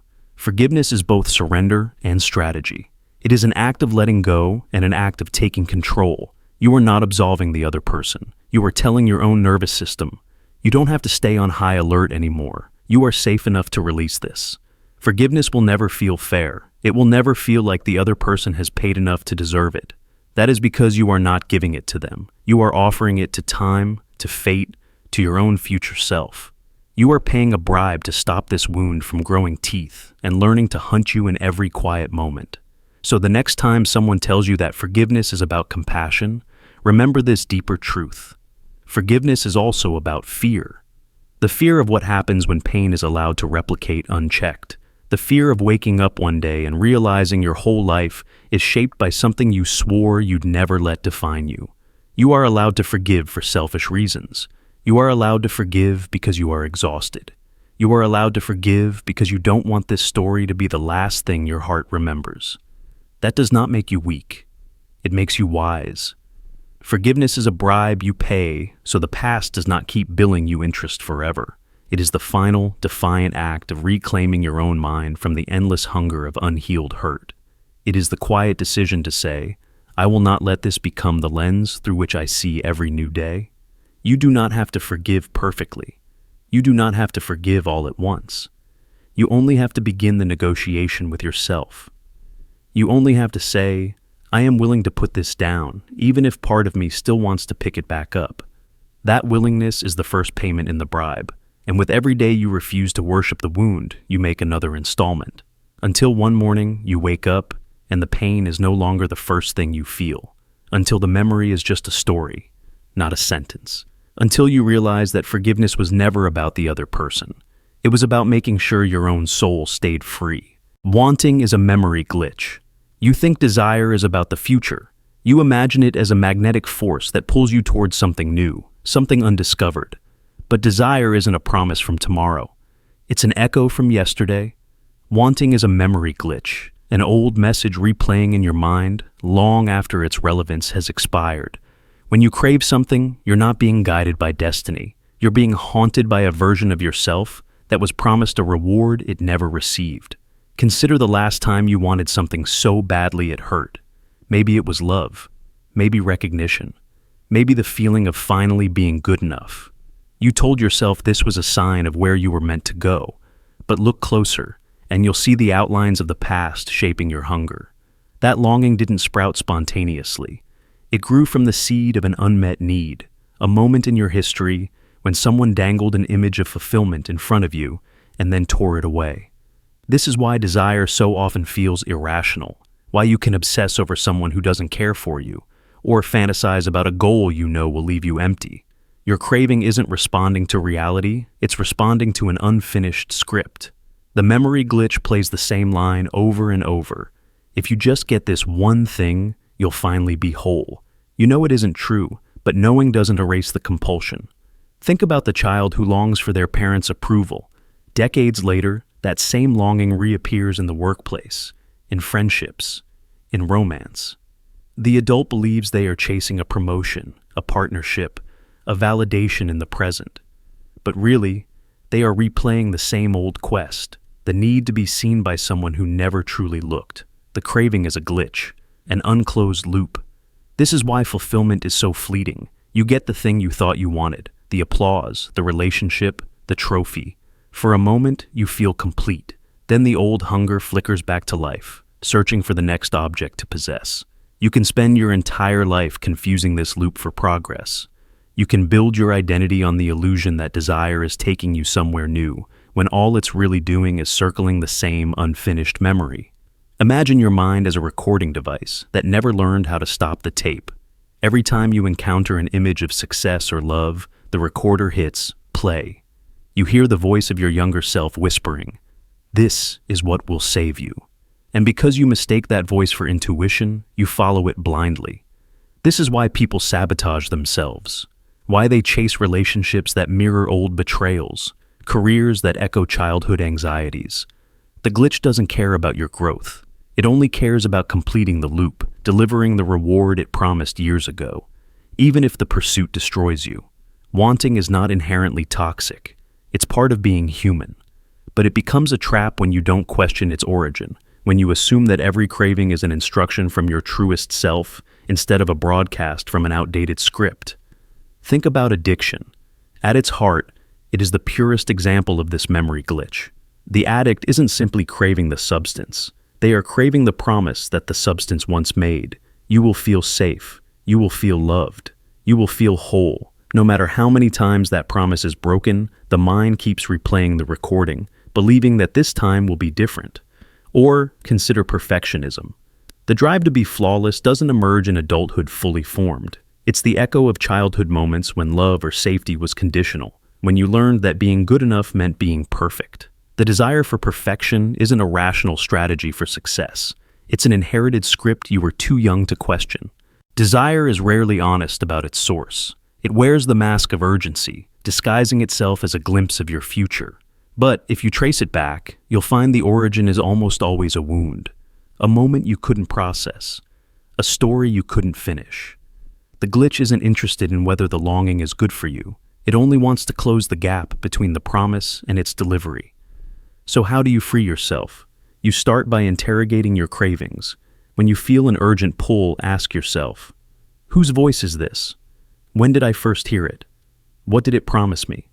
You may discover that what you think you want is just an old plea for resolution, echoing through time. This doesn't mean you should purge all desire from your life, but it does mean you should hold it with suspicion.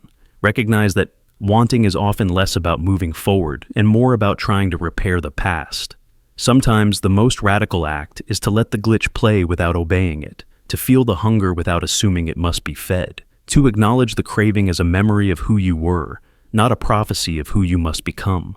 Desire will always be part of you, but it doesn't have to be your master. You can learn to watch it flicker across your awareness like a phantom signal, real, but not always true. And in that space between impulse and action, you can choose whether to keep chasing the promise or to release it. Because in the end, wanting is a memory glitch, a relic from the unfinished stories of your life. And you are allowed to stop running circles around the same old longing. You are allowed to step beyond the loop and discover what it means to want something new, untainted by the past. The silence that remembers you. Have you ever wondered whether the silence you feel around you is truly empty? Whether the hush that settles over a room when you walk in is simply a lack of noise? Or something stranger? Something alive? There is an ancient idea, an unsettling thought that has followed humans since the first time we looked up at the night sky and felt it staring back. That idea is simple, but it's powerful enough to bend your perception of reality. Stillness is not absence. Stillness is awareness. The universe may not be a passive stage upon which you act. It may be an observer, holding its breath, waiting to see what you will do next. This idea goes far beyond philosophy or superstition. It lives in the gaps between our words and thoughts. Consider what happens when you're alone in your room at night. You turn off the lights. The hum of electronics fades, and your breathing becomes the loudest thing in your ears. Then, as you settle into that perfect, heavy quiet, something else seems to arrive. A feeling that the space around you is paying attention. You can't prove it, you can't measure it, but you can feel it. A primal alertness, as if something unseen is taking note of your existence. Some people call it presence, some call it paranoia.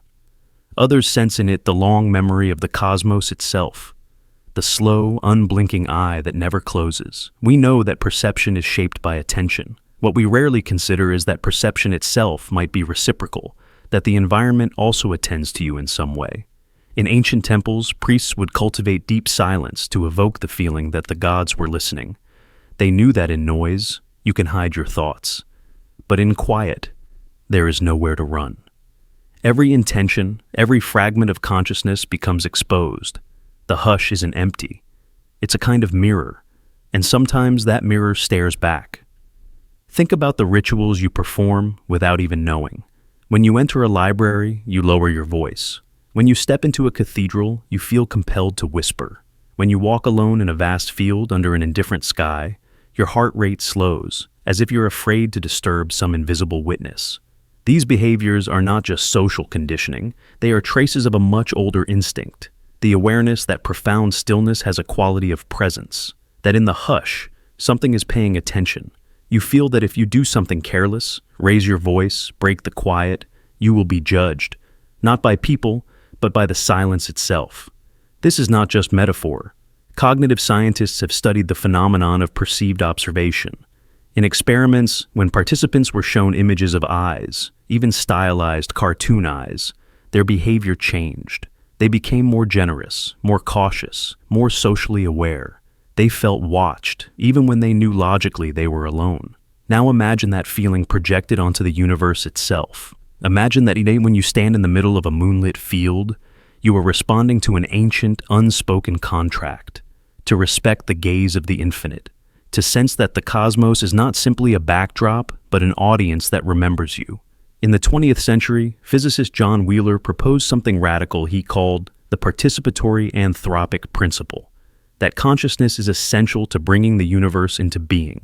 In other words, that observation doesn't merely record reality, it helps create it.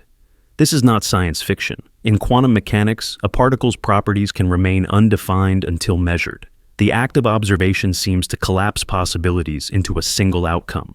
And if reality itself waits for an observer, then perhaps the silence you feel is not passive. Perhaps it is the stage of potential, waiting for you to notice that your awareness completes the moment. But there is a deeper, more unsettling layer. What if the silence does not only observe you in the present, but remembers you across time? Every breath you take in stillness, every unspoken thought, is inscribed somewhere in the structure of existence.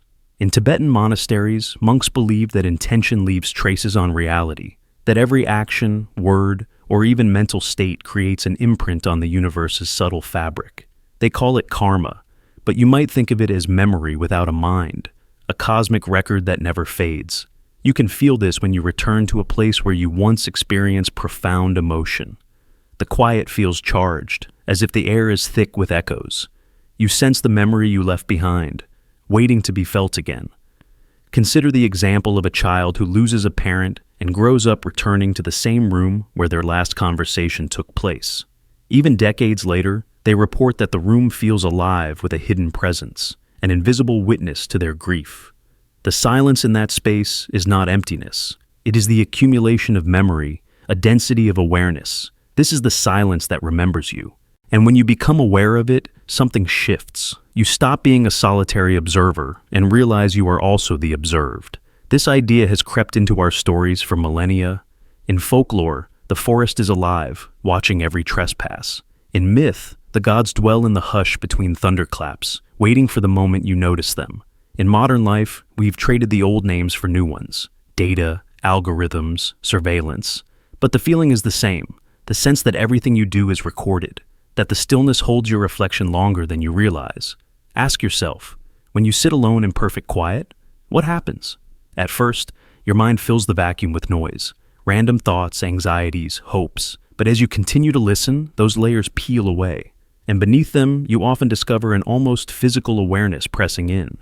Not from you, but from outside, a weightless pressure, as if the room itself is leaning closer, curious about who you really are when there is no distraction left to hide behind. Some call this phenomenon the observer effect of consciousness. That attention itself, yours and whatever else may be watching, is a force that shapes experience. The more you notice the silence, the more it seems to notice you in return. And perhaps that is the most humbling realization, that in your pursuit of understanding the universe, you awaken it to your presence. So the next time you feel a hush settle around you, resist the impulse to fill it with noise. Instead, sit with it. Feel the quality of the silence. Notice how it changes when you shift your attention. Consider that it might be waiting for you to acknowledge that it is alive in its own way, waiting for you to realize that you have always been seen, even in your most private moments, that you are not just a witness to existence, but part of the pattern the universe has been recording since the beginning. Remember, stillness is not absence. It is the moment before potential becomes form, the instant before a thought solidifies into reality, the breath before your next action sets the pattern in motion. And in that space, the silence remembers you. It waits with infinite patience. It does not judge, but it does not forget. When you walk into a room and feel that inexplicable weight, when you stand beneath the stars and sense that something vast is listening, you are touching the edge of a truth older than humanity. You are meeting the gaze of the cosmos itself, a gaze so complete that it holds every story you've ever lived, every secret you've ever kept, every wish you've ever made in the dark. You are known, utterly and without condition. This is the gift and the burden of consciousness, to see and to be seen, to observe and to be remembered. The silence that surrounds you is not empty space. It is a mirror that has been waiting patiently for you to look up and notice that it was never blank at all. It has always been full of the memory of you.